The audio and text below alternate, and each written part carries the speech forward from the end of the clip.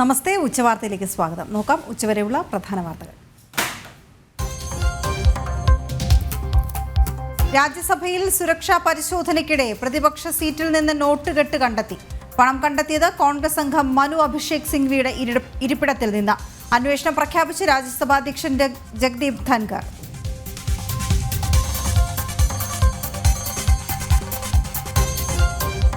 കോഴിക്കോട് വടകരയിൽ 9കാരിയെ ഇടിച്ചിട്ട കാർ 10 മാസത്തിനു ശേഷം രൂപമാറ്റത്തോടെ കണ്ടെത്തി. വാഹന ഉടമ ഷജീർ വിദേശത്തേക്ക് കടന്നു.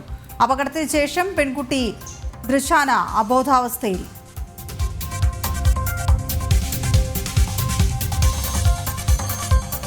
വയനാട് ദുരന്തത്തിൽ സംസ്ഥാന സർക്കാരിന്റെ വീഴ്ചകൾ ചൂണ്ടിക്കാട്ടി കേന്ദ്രം. സംസ്ഥാനം വിശദമായ റിപ്പോർട്ട് നൽകാൻ വൈകി. റിപ്പോർട്ട് നൽകിയത് 3.5 മാസം കഴിഞ്ഞ്. കേന്ദ്ര ആഭ്യന്തര മന്ത്രാലയത്തിന്റെ മറുപടി കേരളത്തിൽ നിന്നുള്ള എംപിമാർ നൽകിയ നിവേദനത്തിൽ. സഹായധനം സംബന്ധിച്ച കണക്കുകളിൽ വ്യക്തത വരുത്തണമെന്ന് ഹൈക്കോടതി. ദുരന്ത നിവാരണ അതോറിറ്റി നാളെ ഹാജരാകാൻ ഉത്തരവ്.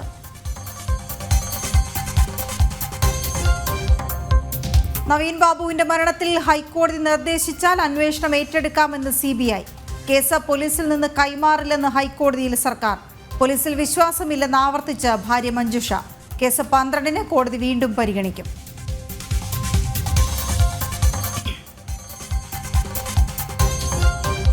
ആന എഴുന്നള്ളിപ്പിൽ ഹൈക്കോടതി ഡിവിഷൻ ബെഞ്ചിനെതിരെ ഗുരുതര ആരോപണം. വിദേശ ഫണ്ടിംഗ് ഉള്ള NGOകളുമായി ജഡ്ജിമാർക്ക് ബന്ധമെന്ന് ചീഫ് ജസ്റ്റിസിന് പരാതി. ഹിന്ദുക്കളെ അവഹേളിച്ചെന്നും ക്ഷേത്രോത്സവ സംഘാടക സമിതിയുടെ ഹർജി. ഗുരുവായൂർ ഏകാദശി ഉദയാസ്തമന പൂജാ കേസിലെ വിധി നാളത്തേക്ക് മാറ്റി Devaswom bench.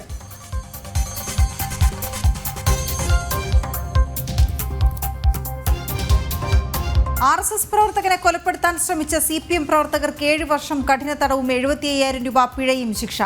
Kottayam additional sessions കോടതി ശിക്ഷ വിധിച്ചത് പൊൻകുന്നം RSS മുൻ താലൂക്ക് ശാരീരിക് ശിക്ഷൺ പ്രമുഖ് KJ രമേശിനെ വെട്ടിക്കൊലപ്പെടുത്താൻ ശ്രമിച്ച കേസിൽ.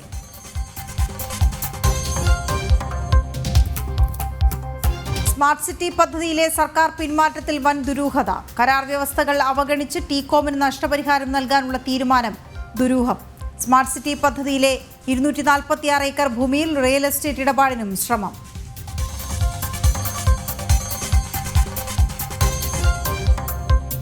മുനമ്പം വിഷയം കോഴിക്കോട് വഖഫ് ട്രൈബ്യൂണൽ കോടതി ഈ മാസം 27-ലേക്ക് മാറ്റി. പരിഗണിച്ചത് വഖഫ് ഉത്തരവിനെതിരെ ഫറൂഖ് കോളേജ് നൽകിയ ഹർജി. കേസിൽ വഖഫ് സംരക്ഷണ സമിതിക്കും സിദ്ദിഖ് സേട്ടിന്റെ കുടുംബത്തിനും കക്ഷി ചേരാനുള്ള ആവശ്യവും ഫയലിൽ സ്വീകരിച്ചു. കൊച്ചിയിൽ നടക്കുന്ന ക്യാമ്പ് സിറ്റിംഗിൽ ഹർജി പരിഗണിക്കും. പരാതികൾ സ്വീകരിച്ച ജുഡീഷ്യൽ കമ്മീഷൻ.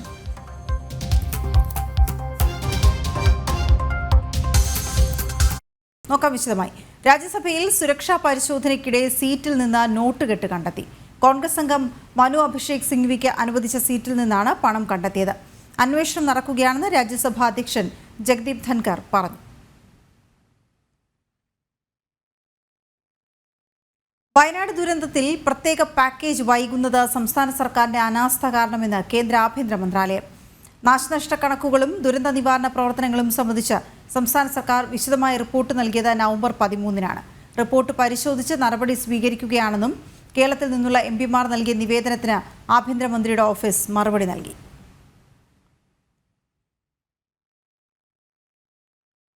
വയനാട് ഉരുൾപൊട്ടലിൽ സഹായധനം സംബന്ധിച്ച കണക്കുകളിൽ വ്യക്തത വരുത്തണമെന്ന് ഹൈക്കോടതി. സംസ്ഥാന ദുരന്ത നിവാരണ ഫണ്ടിലെ നീക്കിയിരിപ്പ് സർക്കാർ അറിയിക്കണം. സംസ്ഥാന ദുരന്ത നിവാരണ അതോറിറ്റി ഫിനാൻസ് ഓഫീസറോട് നാളെ ഹാജരാകാൻ കോടതി നിർദ്ദേശിച്ചു.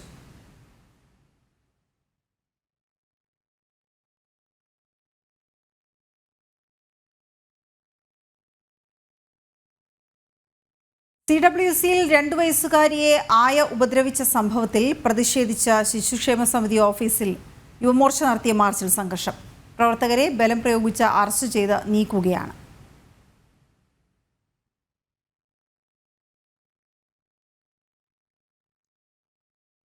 CWCയിൽ നിന്നുള്ള ദൃശ്യങ്ങളിലേക്കാണ് പോകേണ്ടത്. 2 വയസ്സുകാരിയെ ആയ ഉപദ്രവിച്ച സംഭവത്തിൽ ശിശുക്ഷേമ സമിതി ഓഫീസിന് മുന്നിൽ യുവമോർച്ച മാർച്ച് നടത്തിയിരുന്നതിൽ സംഘർഷമുണ്ടായി. പ്രവർത്തകരെ ബലം പ്രയോഗിച്ച് അറസ്റ്റ് ചെയ്ത് നീക്കുകയും ചെയ്തു. ടിൻഡു കെ ദാസ് ചേർന്നു വിവരങ്ങളുമായി. ടിൻഡു, എന്താണ് സംഭവിച്ചത്? എന്തിനാണ് ഇവരെ അറസ്റ്റ് ചെയ്ത് നീക്കാനുള്ള ശ്രമമുണ്ടായത്?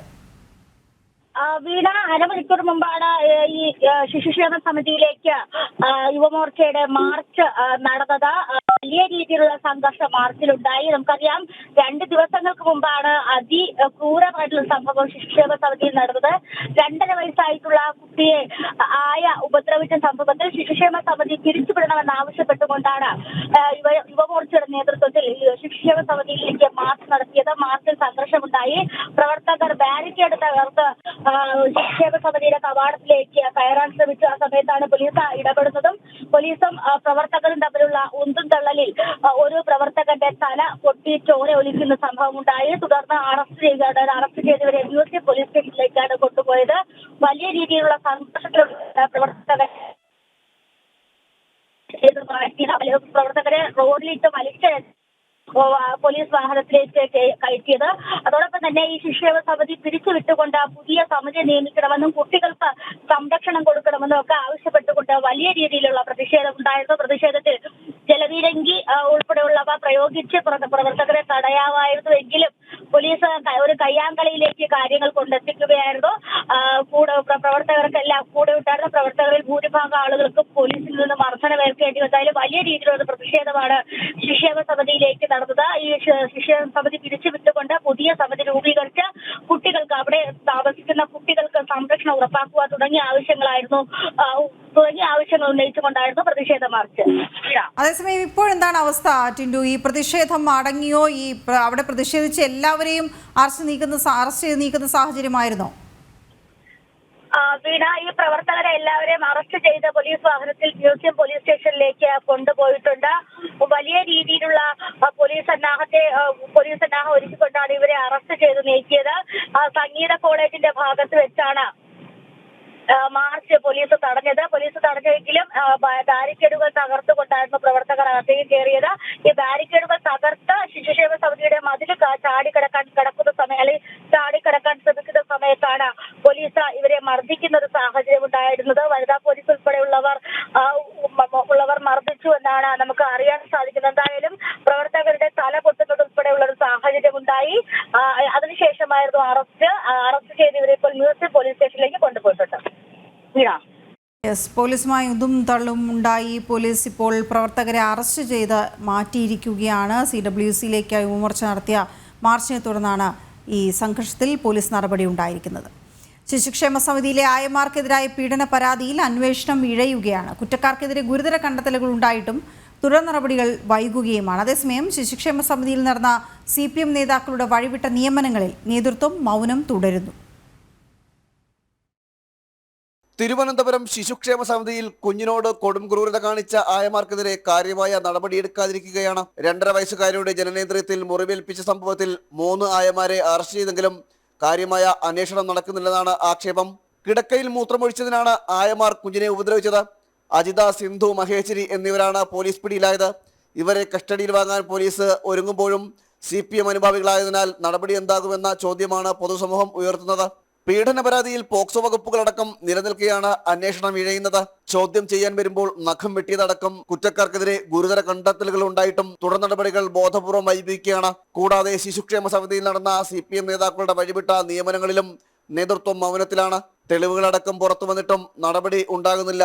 ജനം, തിരുവനന്തപുരം. കോഴിക്കോട് വടകരയിൽ 9-കാരിയായ ദൃശാനെ ഇടിച്ചിട്ട കാറ് 10 മാസത്തിനു ശേഷം കണ്ടെത്തി. വാഹനോടമ ഷജീറാണ് വാഹനം ഓടിച്ചത്. അപകടത്തിന് ശേഷം കുട്ടി അബോധാവസ്ഥയിലാണ്. അപകടത്തിന് ശേഷം പ്രതി വിദേശത്തേക്ക് കടന്നിരുന്നു. കാറ് മതിലിൽ ഇടിച്ചെന്ന് കാട്ടി ഇൻഷുറൻസ് തുക തട്ടാനും ശ്രമം നടത്തി. അപകട സമയത്ത് ഷജീറും കുടുംബവുമാണ് കാറിലുണ്ടായിരുന്നത്. ദൃശാനയുടെ മുത്തശ്ശി ഫെബ്രുവരിയിൽ നടന്ന അപകടത്തിൽ മരിച്ചിരുന്നു. കോഴിക്കോട് എലത്തൂരിലെ ഹിന്ദുസ്ഥാൻ പെട്രോളിയം ഡിപ്പോയിൽ നിന്ന് ഡീസൽ ചോർന്ന സംഭവത്തിൽ ജലാശയങ്ങൾ ശുചീകരിക്കൽ ആരംഭിച്ചു. മുംബൈയിൽ നിന്ന് എത്തിച്ച സ്പെഷ്യൽ ഓയിൽ ഡിസ്പെൻസർ ലിക്വിഡ് ഉപയോഗിച്ചാണ് ശുചീകരണം. ADM നവീൻ ബാബുവിന്റെ മരണത്തിൽ കേസ് അന്വേഷണം CBIക്ക് കൈമാറേണ്ടതില്ലെന്ന് സംസ്ഥാന സർക്കാർ ഹൈക്കോടതിയിൽ. കോടതി നിർദ്ദേശിച്ചാൽ കേസ് ഏറ്റെടുക്കാമെന്ന് CBI പ്രതിയുടെ രാഷ്ട്രീയ ബന്ധം കേസ് അന്വേഷണത്തെ ബാധിക്കുമോ എന്ന് കോടതി ചോദിച്ചു. നവീൻ ബാബുവിന്റെ മരണത്തിൽ CBI അന്വേഷണം ആവശ്യപ്പെട്ടുള്ള ഹർജി ഹൈക്കോടതി മാസം 12 മാറ്റി. ഇപ്പോൾ ഒരു തത്സമയ ദൃശ്യങ്ങളിലേക്ക് പോകാം. ബലാത്സംഗ കേസിൽ നടൻ സിദ്ദിഖ് ഇന്ന് ഹാജരായിരുന്നു. തുടർന്ന് വഞ്ചിയൂർ യെസ്, വൈദ്യപരിശോധനയ്ക്കായി സിദ്ദീഖിനെ കൊണ്ടുപോയി അവിടെ നിന്നുള്ള ദൃശ്യങ്ങളാണ് കാണുന്നത്. കോടതി നേരത്തെ തന്നെ മുൻകൂർ ജാമ്യം അനുവദിച്ചിരുന്നു. അതുകൊണ്ട് തന്നെ ഇപ്പോൾ നടക്കുന്നതെല്ലാം നടപടിക്രമങ്ങളാണ്. കേസെടുത്ത് അറസ്റ്റ് ചെയ്ത് ജാമ്യത്തിൽ പോവുകയായിരിക്കും ചെയ്യുക. അതിനുള്ള നടപടിക്രമങ്ങളുടെ ഭാഗമായിട്ടാണ് വൈദ്യപരിശോധന. മറ്റൊരു റിപ്പോർട്ടിലേക്ക് പോകാം. ഇപ്പോൾ നേരത്തെ സൂചിപ്പിച്ച റിപ്പോർട്ട് ADM നവീൻ ബാബുവിന്റെ മരണത്തിൽ കേസന്വേഷണം CBIക്ക് കൈമാറേണ്ടതില്ല എന്ന സംസ്ഥാന സർക്കാർ ഹൈക്കോടതിയിൽ നിലപാടെടുത്തു. കോടതി നിർദ്ദേശിച്ചാൽ കേസ് ഏറ്റെടുക്കാമെന്ന് CBI പറഞ്ഞു. പ്രതിയുടെ രാഷ്ട്രീയ ബന്ധം കേസന്വേഷണത്തെ ബാധിക്കുമോ എന്ന് കോടതി ചോദിച്ചു. റിപ്പോർട്ട് കാണാം. ADM നവീൻ ബാബുവിന്റെ മരണവുമായി ബന്ധപ്പെട്ട കേസ് ഡയറി ഹാജരാക്കിക്കൊണ്ടാണ് അന്വേഷണം CBIക്ക് കൈമാറേണ്ടതില്ലെന്ന നിലപാട് സംസ്ഥാന സർക്കാർ ഹൈക്കോടതിയിൽ സ്വീകരിച്ചത്. നിലവിലെ അന്വേഷണം കാര്യക്ഷമമാണെന്നും സർക്കാർ വ്യക്തമാക്കി. കോടതി നിർദ്ദേശിച്ചാൽ കേസ് ഏറ്റെടുക്കാൻ തയ്യാറാണെന്നായിരുന്നു CBIയുടെ നിലപാട്. എന്നാൽ കേസ് ഏറ്റെടുക്കാൻ തയ്യാറാണോ എന്നല്ല പരിശോധിക്കുന്നത്, മറിച്ച് CBI അന്വേഷണം ആവശ്യമാണോ എന്നാണ് പരിഗണിക്കുന്നതെന്നും ഹൈക്കോടതി മറുപടി നൽകി. രാഷ്ട്രീയ സ്വാധീനം ഉള്ളതുകൊണ്ട് മാത്രം അന്വേഷണം മോശമാവണമെന്നില്ല. പ്രതിയുടെ രാഷ്ട്രീയ ബന്ധം അന്വേഷണത്തെ ബാധിക്കുമോ എന്നും ഹൈക്കോടതി ചോദ്യമുന്നയിച്ചു. അന്വേഷണം പക്ഷപാതപരമെങ്കിൽ തെളിവ് വേണമെന്നും ഹൈക്കോടതി നിലപാടെടുത്തു. തുടർന്ന് നവീൻ ബാബുവിന്റെ കുടുംബം സത്യവാങ്മൂലം സമർപ്പിക്കാമെന്ന് വ്യക്തമാക്കിയതിന്റെ അടിസ്ഥാനത്തിൽ CBI അന്വേഷണം ആവശ്യപ്പെട്ടുള്ള ഹർജി ഹൈക്കോടതി ഈ മാസം 12ലേക്ക് മാറ്റി. നവീനെ കൊന്ന് കെട്ടിത്തൂക്കിയതാണോ എന്ന സംശയം തള്ളിക്കളയാനാകില്ലെന്ന ആരോപണം ഉന്നയിച്ചുകൊണ്ടാണ് കുടുംബം ഹൈക്കോടതിയെ സമീപിച്ചത്. CPM നേതാവ് PP ദിവ്യ പ്രതിയായ കേസിൽ സംസ്ഥാന പോലീസ് നടത്തുന്ന അന്വേഷണം കാര്യക്ഷമമായി മുന്നോട്ടു പോകുമെന്ന പ്രതീക്ഷയില്ലെന്നും കുടുംബം വാദമുന്നയിച്ചിരുന്നു. ജനം, കൊച്ചി. ആന എഴുന്നള്ളിപ്പിൽ ഹൈക്കോടതി ഡിവിഷൻ ബെഞ്ചിനെതിരെ ഗുരുതര ആരോപണം. ക്ഷേത്രോത്സവ സംഘാടക സമിതി ചീഫ് ജസ്റ്റിസിന് പരാതി നൽകി. വിദേശ ഫണ്ടിങ്ങുള്ള NGOകളുമായി ജഡ്ജിമാർക്ക് ബന്ധമെന്നാണ് ആക്ഷേപം. മതപരമായ ആചാരങ്ങളിൽ ഡിവിഷൻ ബെഞ്ച് കടന്നുകയറിയെന്നും അനാവശ്യ പരാമർശങ്ങൾ നടത്തി ഹിന്ദുക്കളെ അവഹേളിച്ചെന്നും പരാതിയിൽ പറയുന്നു. ആന എഴുന്നള്ളിപ്പിൽ ബെഞ്ചിൽ മാറ്റം വേണമെന്ന ആവശ്യമുണ്ടായി. RSS പ്രവർത്തകനെ കൊലപ്പെടുത്താൻ ശ്രമിച്ച CPM പ്രവർത്തകർക്ക് 7 വർഷം കഠിന തടവും 75,000 രൂപ പിഴയും ശിക്ഷ. പൊൻകുന്നം RSS മുൻ താലൂക്ക് ശാരീരിക് ശിക്ഷൺ പ്രമുഖ് KJ രമേശിനെ വെട്ടിക്കൊലപ്പെടുത്താൻ ശ്രമിച്ച കേസിലാണ് വിധി. കോട്ടയം അഡീഷണൽ സെഷൻസ് കോടതിയാണ് ശിക്ഷ വിധിച്ചത്. മുകേഷ്, മുരളി, കാർത്തിക്, റിയാസ് ഖാൻ എന്നിവരാണ് പ്രതികൾ. വധശ്രമം ഉൾപ്പെടെയുള്ള വകുപ്പുകൾ പ്രകാരമാണ് വിധി. സ്മാർട്ട് സിറ്റി പദ്ധതിയിൽ TCOMന് നഷ്ടപരിഹാരം നൽകാനുള്ള സർക്കാർ നീക്കത്തിൽ അടിമുടി ദുരൂഹത. നഷ്ടപരിഹാരം നൽകുന്നത് കരാർ വ്യവസ്ഥകൾ ലംഘിച്ച്. ഉറപ്പുകൾ ലംഘിച്ചത് TCOM ആണ്. നഷ്ടപരിഹാരം നിർണ്ണയിക്കാനുള്ള സമിതിയിൽ TCOM പ്രതിനിധി ബാജു ജോർജിനെ ഉൾപ്പെടുത്തിയതിലും ദുരൂഹത. ജിജീഷ് കരുണാകരൻ ചേരുന്ന വിവരങ്ങളുമായി. ജിജീഷ്, ഈ സ്മാർട്ട് സിറ്റി പദ്ധതിയിൽ അടിമുടി ദുരൂഹതയാണ് കാണാൻ കഴിയുന്നത്. ഏത് വഴിയിലെടുത്താലും അത്തരത്തിലുള്ള ദുരൂഹത കാണാൻ കഴിയുന്നു. ഇപ്പോൾ ഈ നഷ്ടപരിഹാരം നൽകുന്നതും കരാർ വ്യവസ്ഥകൾ ലംഘിച്ചാണെന്നുള്ളതാണ് ഏറ്റവും ഒടുവിൽ ഇതുമായി ബന്ധപ്പെട്ട് തെളിഞ്ഞു വരുന്നത്. എന്തൊക്കെ വിവരങ്ങൾ ചേർത്ത് വയ്ക്കാനുണ്ട്?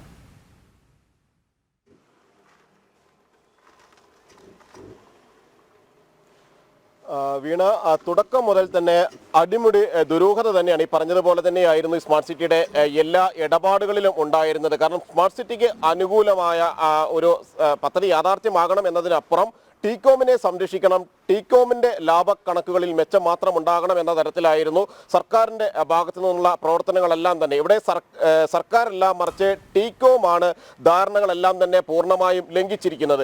എന്നിട്ടും TCOMൽ നിന്ന് നഷ്ടപരിഹാരം ഈടാക്കാനുള്ള വ്യവസ്ഥകൾ ആലോചിക്കുന്നതിന് പകരം ഈ TCOMന് അങ്ങോട്ട് നഷ്ടപരിഹാരം നൽകിക്കൊണ്ട് സർക്കാർ സാമ്പത്തിക പ്രതിസന്ധി അഭിമുഖീകരിക്കുന്നു എന്ന് പറയുന്ന അതേ ഘട്ടത്തിൽ തന്നെ TCOMന് നഷ്ടപരിഹാരം അങ്ങോട്ട് നൽകിക്കൊണ്ട് ഈ പ്രശ്നം അവസാനിപ്പിക്കുക, പിന്നീട് മറ്റൊരു കമ്പനിക്ക് നിർമ്മാണ പദ്ധതി കൈമാറുക എന്ന ഒരു നീക്കം തന്നെയാണ് സർക്കാരിന്റെ ഭാഗത്തു നിന്ന് നടത്തുന്നത്. കാരണം 10 വർഷത്തിനുള്ളിൽ 88 ലക്ഷം ചതുരശ്ര അടി കെട്ടിടം നിർമ്മിക്കുക, ആ കെട്ടിടത്തിൽ വിവിധ IT കമ്പനികൾക്കായി നൽകുക, അങ്ങനെ 90,000 തൊഴിലവസരങ്ങളായിരുന്നു വാഗ്ദാനം ചെയ്തത്. അങ്ങനെ 90,000 തൊഴിലവസരങ്ങൾ വാഗ്ദാനം ചെയ്ത TCOMന് 13 വർഷത്തിന് ഇപ്പുറവും ഈ കരാറുകൾ ഒപ്പിട്ട് നടപടിക്രമങ്ങൾ പൂർത്തിയാക്കി പദ്ധതി യാഥാർത്ഥ്യമായി എന്ന വലിയ അവകാശവാദങ്ങൾ സർക്കാരും ഈ TCOMും എല്ലാം ഉന്നയിച്ചതിന് ശേഷം ഇത്രയും വർഷങ്ങൾക്ക് ഇപ്പുറവും 7000-ൽ താഴെ ആളുകൾക്ക് മാത്രമാണ് തൊഴിൽ നൽകാൻ കഴിഞ്ഞിട്ടുള്ളത്. സാധാരണ നിലയിൽ സർക്കാരിന്റെ ഭാഗത്ത് നിന്ന് ഏതെങ്കിലും തരത്തിലുള്ള വീഴ്ചകൾ ഉണ്ടായാൽ മാത്രമാണ് സർക്കാർ അവിടെ നഷ്ടപരിഹാരം കൊടുക്കേണ്ടത്. അതായത് ഭൂമി ഏറ്റെടുത്ത് നൽകുന്നതിൽ സർക്കാരിന്റെ ഭാഗത്ത് നിന്ന് വീഴ്ചയുണ്ടാവുകയാണെങ്കിൽ, വൈദ്യുതി എത്തിക്കുന്ന കാര്യത്തിൽ സർക്കാരിന്റെ ഭാഗത്ത് നിന്ന് വീഴ്ചയുണ്ടാവുകയാണെങ്കിൽ എല്ലാം തന്നെയാണ് അത് സ്മാർട്ട് സിറ്റി പദ്ധതിയിലെ കരാറിലെ ലംഘനമായി മാറുകയുള്ളൂ, സർക്കാരിന്റെ വീഴ്ചയായി മാറുകയുള്ളൂ. എന്നാൽ ഇത്തരത്തിലുള്ള ഭാഗത്ത് നിന്ന് സർക്കാരിനെ സംബന്ധിച്ചിടത്തോളം അത്തരം വീഴ്ചകൾ ഉണ്ടായിട്ടില്ല. ഭൂമി ഏറ്റെടുത്ത് നൽകിയിട്ടുണ്ട്, വൈദ്യുതിയുമായി ബന്ധപ്പെട്ട കാര്യങ്ങളെല്ലാം തന്നെ പരിഹരിച്ച് നൽകിയിട്ടുണ്ട്. എന്നാൽ അതിൽ നിന്ന് വ്യത്യസ്തമായി ടീകോം ആവട്ടെ ഈ കരാർ പൂർണ്ണമായും തന്നെ ലംഘിക്കുകയായിരുന്നു. ഒരു ഘട്ടത്തിലും പരസ്പരം ഈ ധാരണാപത്രത്തിൽ ഒപ്പുവെച്ചിരിക്കുന്ന കാര്യങ്ങളൊന്നും തന്നെ അംഗീകരിച്ച് നടപ്പിലാക്കാൻ ടീകോമിന് കഴിഞ്ഞിട്ടില്ല. ഏതാണ്ട് 2017-ൽ തന്നെ ആരംഭത്തിൽ തന്നെ ടീകോമിന് ഈ പദ്ധതിയിലുള്ള താല്പര്യങ്ങൾ നഷ്ടമായിരുന്നു. അതിന്റെ മാതൃ കമ്പനിക്ക് ഈ പദ്ധതിയിലുള്ള താല്പര്യങ്ങൾ നഷ്ടമായിരുന്നു. പിന്നീട് സർക്കാരിന്റെ ചില സമ്മർദ്ദങ്ങളിൽ, തുടക്കത്തിലുണ്ടായിരുന്ന സമ്മർദ്ദങ്ങളിൽ മാത്രം മുന്നോട്ട് പോയി. പിന്നീട് സർക്കാർ ഈ ടീകോമിന് അനുകൂലമായ സമീപനം സ്വീകരിക്കുകയും ഏറ്റവും ഒടുവിൽ ഈ പദ്ധതി 10 വർഷത്തിന് ശേഷവും നടപ്പിലാക്കുന്നില്ല എന്ന് വ്യക്തമായിട്ടും ആ ഭൂമി തിരിച്ചുപിടിക്കാനുള്ള ശ്രമങ്ങൾ ഒന്നും തന്നെ നടത്തിയില്ല. ഏറ്റവും ഒടുവിലാണ് ഇപ്പോൾ നഷ്ടപരിഹാരം അങ്ങോട്ട് ടീകോമിന് നൽകിക്കൊണ്ട് ഈ പ്രശ്നങ്ങൾ അവസാനിപ്പിക്കുക, ഭൂമി തിരിച്ചുപിടിക്കുക എന്നത്. മാത്രമല്ല മറ്റു നിരവധി നടപടിക്രമങ്ങളിലും പൂർണ്ണമായും തന്നെ ഇവിടെ സർക്കാരിന്റെ ഭാഗത്തു നിന്നുള്ള വീഴ്ചകൾ പ്രകടമാണ്. അതോടൊപ്പം തന്നെ ടീകോമിനെ രക്ഷിക്കാൻ വേണ്ടിയുള്ള ശ്രമങ്ങൾ ഇക്കാര്യത്തിൽ തുടക്കം മുതൽ തന്നെ വ്യക്തവുമാണ്. ഓക്കെ, ശരി ജിജേഷ്. വഖഫ് അധിനിവേശം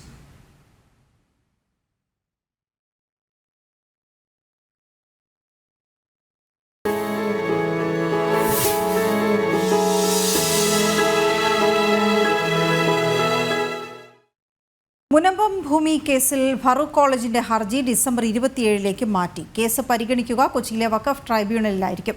കേസിൽ കക്ഷി ചേരാനുള്ള വഖഫ് സംരക്ഷണ സമിതിയുടെയും സിദ്ദിഖ് സേട്ടിന്റെ കുടുംബത്തിന്റെയും ഹർജി കോടതി ഫയലിൽ സ്വീകരിച്ചു. മുനമ്പം ഭൂവിഷയം പരിഗണിക്കുന്ന ജുഡീഷ്യൽ കമ്മീഷൻ ആക്ഷേപങ്ങളും അഭിപ്രായങ്ങളും സ്വീകരിച്ചു തുടങ്ങി. തപാൽ മുഖേനയും സർക്കാർ പ്രവൃത്തി ദിനങ്ങളിൽ കാക്കനാട് ഓഫീസിൽ രാവിലെ 10 മുതൽ വൈകുന്നേരം 5 വരെ ബന്ധപ്പെട്ടവർക്ക് നേരിട്ടും സമർപ്പിക്കാം. മുനമ്പം ഭൂവിഷയത്തിൽ പരിഹാരം കണ്ടെത്തി സർക്കാർ സ്വീകരിക്കേണ്ട നടപടികൾ ശുപാർശ ചെയ്യാൻ നിയോഗിച്ച ജസ്റ്റിസ് CN രാമചന്ദ്രൻ നായർ കമ്മീഷന്റെ പ്രവർത്തനങ്ങൾ ആരംഭിച്ചു. വിഷയവുമായി ബന്ധപ്പെട്ട് ആക്ഷേപങ്ങൾ, പരാതികൾ, അഭിപ്രായങ്ങൾ, നിർദ്ദേശങ്ങൾ തുടങ്ങിയവ തപാൽ മുഖേനയും നേരിട്ടും നൽകാം. കാക്കനാടാണ് കമ്മീഷന്റെ ഓഫീസ്. കമ്മീഷന്റെ പരിഗണനാ വിഷയങ്ങളിലടക്കം അനിശ്ചിതത്വം നിലനിൽക്കെ കമ്മീഷനെ നിയോഗിച്ച് ആഭ്യന്തര വകുപ്പ് കഴിഞ്ഞ വ്യാഴാഴ്ചയാണ് ഗസറ്റ് വിജ്ഞാപനം പുറപ്പെടുവിച്ചത്. മുനമ്പത്തെ ഭൂമിയിൽ ഉടമസ്ഥാവകാശവുമായി ബന്ധപ്പെട്ട് ശാശ്വത പരിഹാരം കണ്ടെത്താൻ സർക്കാർ സ്വീകരിക്കേണ്ട നടപടികൾ ശുപാർശ ചെയ്യുന്നതിനാണ് കമ്മീഷൻ രൂപീകരിച്ചിരിക്കുന്നത്. ജുഡീഷ്യൽ കമ്മീഷനോട് പൂർണ്ണമായി സഹകരിക്കുമെന്ന് മുനമ്പം സമരസമിതി നേരത്തെ വ്യക്തമാക്കിയിരുന്നു. വിഷയത്തിൽ ഉടൻ പരിഹാരമുണ്ടാകുമെന്നാണ് സമരസമിതി പ്രതീക്ഷിക്കുന്നത്. വിഷയത്തിൽ റിപ്പോർട്ട് സമർപ്പിക്കാൻ 3 മാസമാണ് കമ്മീഷന് സർക്കാർ സമയം അനുവദിച്ചിരിക്കുന്നത്. ജനം, കൊച്ചി. കോഴിക്കോട് വഖഫ് ബോർഡ് അവകാശവാദം ഉന്നയിക്കുന്ന വസ്തുക്കളുടെ എണ്ണം ഓരോ ദിവസവും കൂടി വരികയാണ്. ഇതിനോടകം 15-ലധികം പേർക്ക് വഖഫ് നോട്ടീസ് ലഭിച്ചു. ഒരു സുപ്രഭാതത്തിൽ തങ്ങളെ തേടിയും വഖഫ് നോട്ടീസ് വരുമോ എന്ന ആശങ്കയിലാണ് കോഴിക്കോട്ടുള്ള സാധാരണക്കാർ. ഒട്ടും പ്രതീക്ഷിക്കാതെ ഒരു സുപ്രഭാതത്തിലാണ് പലരുടെയും വീടുകളിലേക്ക് വസ്തുവിന്റെ അവകാശവാദം ഉന്നയിച്ചുകൊണ്ട് വഖഫ് നോട്ടീസ് എത്തിയത്. അങ്ങനെ വഖഫ് നോട്ടീസ് അയച്ച നിരവധി പേരുണ്ട് കോഴിക്കോട്. വഖഫ് നോട്ടീസ് ആദ്യം എത്തിയത് പന്തീരങ്കാവ് സ്വദേശി ബാലകൃഷ്ണനായിരുന്നു. ബാലകൃഷ്ണന്റെ 30 സെന്റ് ഭൂമി വഖഫിന്റേതാണെന്നും ഒഴിഞ്ഞു പോകണമെന്നുമായിരുന്നു നോട്ടീസിലെ നിർദ്ദേശം. കൃത്യമായി കരമടയ്ക്കുന്ന ആധാരമടക്കമുള്ള രേഖകളുള്ള ഭൂമി. ഇത് പള്ളിയുടേതാണെന്ന് പറഞ്ഞാൽ എന്തു ചെയ്യുമെന്നാണ് ബാലകൃഷ്ണന്റെ ചോദ്യം. ഞങ്ങൾ പൂർവികമായി കൈവശം വെച്ചു വരുന്നതാണ്. ഈ ഭൂമിക്ക് നികുതി അടയ്ക്കുന്നുണ്ട്. ഈ ഭൂമിയിൽ നിന്ന് 30 സെന്റാ പോലും ചോദിക്കുന്നത്. ബാലകൃഷ്ണന്റെ അതേ അവസ്ഥയാണ് വടകര സ്വദേശി ശ്രീധരനും. സ്വന്തം വിയർപ്പ് കൊണ്ട് കെട്ടിപ്പടുത്ത ഹോട്ടൽ വഖഫിന്റേതാണെന്ന് പറഞ്ഞുകൊണ്ട് വഖഫ് നോട്ടീസ് എത്തി. രേഖകൾ കൈവശമുള്ളത് കൊണ്ട് തന്നെ വഖഫ് ട്രൈബ്യൂണലിനെ സമീപിച്ചെങ്കിലും വിധി വന്നത് വഖഫിന് അനുകൂലമായി. നമ്മളടുത്ത് എല്ലാ രേഖയുണ്ട്. 1965 MP കുഞ്ഞബ്ദുള്ള എന്ന ആളോട് എൻ്റെ അച്ഛൻ ഈരാധാര പ്രകാരം വാങ്ങിയ ആധാരം എൻ്റെ കയ്യിലുണ്ട്. ഞങ്ങൾ കൈവശം വെച്ച് അനുഭവിച്ചു വരുന്ന സ്ഥാപനമാണിത്. ബാലകൃഷ്ണനെയും ശ്രീധരനെയും രമേശിനെയും പോലുള്ള ഒരുപാട് പേരുണ്ട് കോഴിക്കോട്. സ്വന്തം ഭൂമിയിൽ നിന്ന് കുടിയിറക്ക് ഭീഷണി നേരിടുന്നവർ. 40-50 വർഷമായി വാടക നൽകി കട നടത്തുന്ന 10 വ്യാപാരികൾക്കാണ് ഒരു സുപ്രഭാതത്തിൽ വഖഫ് നോട്ടീസ് വന്നത്. 40 വർഷം ഞങ്ങൾ ഫാദർ തുടങ്ങിയ ഷോപ്പാണ്. പിന്നെ ഇപ്പോൾ അച്ഛൻ മരിച്ച ശേഷം ഞാൻ തന്നെ നടത്തുന്നത്. ഇപ്പോൾ 40 വർഷത്തിന് മേലെ ഇപ്പോൾ നമ്മളിപ്പോൾ ഇവരെ പോലെ തന്നെ നമ്മൾ ഒഴിയാൻ വേണ്ടി പറഞ്ഞിരിക്കുക, നോട്ടീസ് തന്നിരിക്കുകയാണ്. അതിൽ കേസ് നടന്നുകൊണ്ടിരിക്കുന്നുണ്ട്. ഇപ്പോൾ വഖഫ് നോട്ടീസ് ലഭിച്ചവരെല്ലാം ചോദിക്കുന്നത് ഒരേ ഒരു ചോദ്യം, ഇനി എന്ത്? ആ ചോദ്യത്തിനുള്ള ഉത്തരമാണ് നരേന്ദ്രമോദി സർക്കാർ കൊണ്ടുവരുന്ന വഖഫ് ഭേദഗതി ബില്ല്. ഇവിടെ ഏറെ പ്രസക്തമാകുന്നത് മധ്യപ്രദേശ് കോടതി ഉന്നയിച്ച ഒരു ചോദ്യമാണ്. മുഗളന്മാരായിരുന്നു ഇന്ത്യ ഭരിച്ചിരുന്നത്. അങ്ങനെയെങ്കിൽ വഖഫ് ഇന്ത്യയുടെ അവകാശം ഉന്നയിക്കുമോ? ആ ചോദ്യം ഏറെ പ്രസക്തമാണ്. ക്യാമറമാൻ സന്തോഷിനൊപ്പം അനഘ ഹർഷൻ, ജനം, കോഴിക്കോട്. ബലാത്സംഗ കേസിൽ നടൻ സിദ്ദിഖിന്റെ അറസ്റ്റ് രേഖപ്പെടുത്തി. തിരുവനന്തപുരം കന്റോൺമെന്റ് പോലീസാണ് അറസ്റ്റ് രേഖപ്പെടുത്തിയത്. സിദ്ദിഖിനെ തിരുവനന്തപുരം ജനറൽ ആശുപത്രിയിൽ എത്തിച്ച് വൈദ്യപരിശോധന നടത്തി. വിവരങ്ങളുമായി പ്രജിത്ത് മോഹനൻ ചേരുന്നു. പ്രജിത്ത്, ഇപ്പോൾ നടക്കുന്നത് നടപടിക്രമങ്ങളല്ലേ, ഇനി എന്താണ്? അല്പം മുൻപാണ് സിദ്ദീഖിനെ തിരുവനന്തപുരം വഞ്ചിയൂർ കോടതിയിലേക്ക് എത്തിച്ചത്. രാവിലെ 10 മണിയോടെയാണ് കന്റോൺമെന്റ് സ്റ്റേഷനിൽ സിദ്ദീഖ് ഹാജരാകുന്നത്. തുടർന്ന് പ്രാഥമികമായ നടപടിക്രമങ്ങൾ പൂർത്തിയാക്കി സിദ്ദീഖിന്റെ അറസ്റ്റ് രേഖപ്പെടുത്തി. അതിനുശേഷം തിരുവനന്തപുരം ജനറൽ ആശുപത്രിയിൽ എത്തിച്ച സിദ്ദീഖിന്റെ വൈദ്യപരിശോധനയും പൂർത്തിയാക്കി ഇപ്പോൾ കോടതിയിൽ എത്തിച്ചിട്ടുണ്ട്. ഒരുപക്ഷെ 1.5-ക്കുള്ളിൽ ഈ ജാമ്യാപേക്ഷയിലെ നടപടിക്രമങ്ങൾ അല്ലെങ്കിൽ സുപ്രീം കോടതിയിലെ ജാമ്യം ഉൾപ്പെടെയുള്ള കാര്യങ്ങൾ കോടതിയെ ബോധ്യപ്പെടുത്തി സിദ്ദീഖ് പുറത്തേക്ക് വരും. അല്ല എങ്കിൽ വീണ്ടും ബെഞ്ച് ചേരുന്നത് ഉച്ചഭക്ഷണത്തിന് ശേഷം 2:30-യോടെയാണ്. അതിനുശേഷമായിരിക്കും പിന്നീട് സിദ്ദീഖിന്റെ ജാമ്യ നടപടികൾ പൂർത്തിയാക്കുക. ഓക്കെ, ശരി പ്രജിത്ത്. കീഴാറ്റൂരിൽ നടന്ന വയൽക്കിളി സമരത്തിനു പിന്നിൽ ഇസ്ലാമിസ്റ്റ് മാവോയിസ്റ്റ് കൂട്ടുകെട്ടായിരുന്നുവെന്ന് പി ജയരാജൻ. ജയരാജൻ ദേശാഭിമാനി ആഴ്ചപ്പതിപ്പിൽ നൽകിയ അഭിമുഖത്തിലാണ് പുതിയ വാദം ഉന്നയിക്കുന്നത്. ഇത്തരമൊരു ഇസ്ലാമിക് മാവോയിസ്റ്റ് യോജിപ്പ് പൊതുസമൂഹം ചർച്ച ചെയ്യണമെന്നും പി ജയരാജൻ അഭിമുഖത്തിൽ പറയുന്നു. വയൽ നികത്തി റോഡ് നിർമ്മിക്കുന്നതിനെതിരെ CPM കേന്ദ്രമായ കീഴാറ്റൂരിൽ നടന്ന വയൽക്കിളി സമരത്തിനു പിന്നിൽ ഇസ്ലാമിസ്റ്റ് മാവോയിസ്റ്റ് കൂട്ടുകെട്ടായിരുന്നെന്നാണ് CPM സംസ്ഥാന സമിതി അംഗം പി ജയരാജൻ പറയുന്നത്. മുൻ ബ്രാഞ്ച് സെക്രട്ടറിയായ സുരേഷ് കീഴാറ്റൂരിലെ വയൽക്കരയിൽ അനിശ്ചിതകാല നിരാഹാര സമരം ആരംഭിച്ചതോടെയാണ് അന്ന് സമരം ശ്രദ്ധേയമായത്. നാട്ടുകാർ ആരംഭിച്ച വയൽക്കിളി സമരത്തിന് തുടക്കമിട്ടത് CPM പ്രവർത്തകരായിരുന്നു എന്നിരിക്കെയാണ് ജയരാജൻ ദേശാഭിമാനി ആഴ്ചപ്പതിപ്പിന് നൽകിയ അഭിമുഖത്തിൽ ഇത്തരമൊരു വാദം ഉന്നയിക്കുന്നത്. അതേസമയം സമരത്തിന് നേതൃത്വം നൽകിയതിന് പുറത്താക്കിയ 11 CPM പ്രവർത്തകരെ അന്ന് ജില്ലാ സെക്രട്ടറിയായിരുന്ന പി ജയരാജൻ വീടുകളിൽ പോയി കണ്ടിരുന്നു. ഇസ്ലാമിക് മാവോയിസ്റ്റ് സമരമായിരുന്നെങ്കിൽ പാർട്ടിയിൽ നിന്ന് പുറത്താക്കിയവരെ ജയരാജൻ നേരിട്ട് കണ്ടത് എന്തിനെന്ന ചോദ്യമാണ് ഉയരുന്നത്.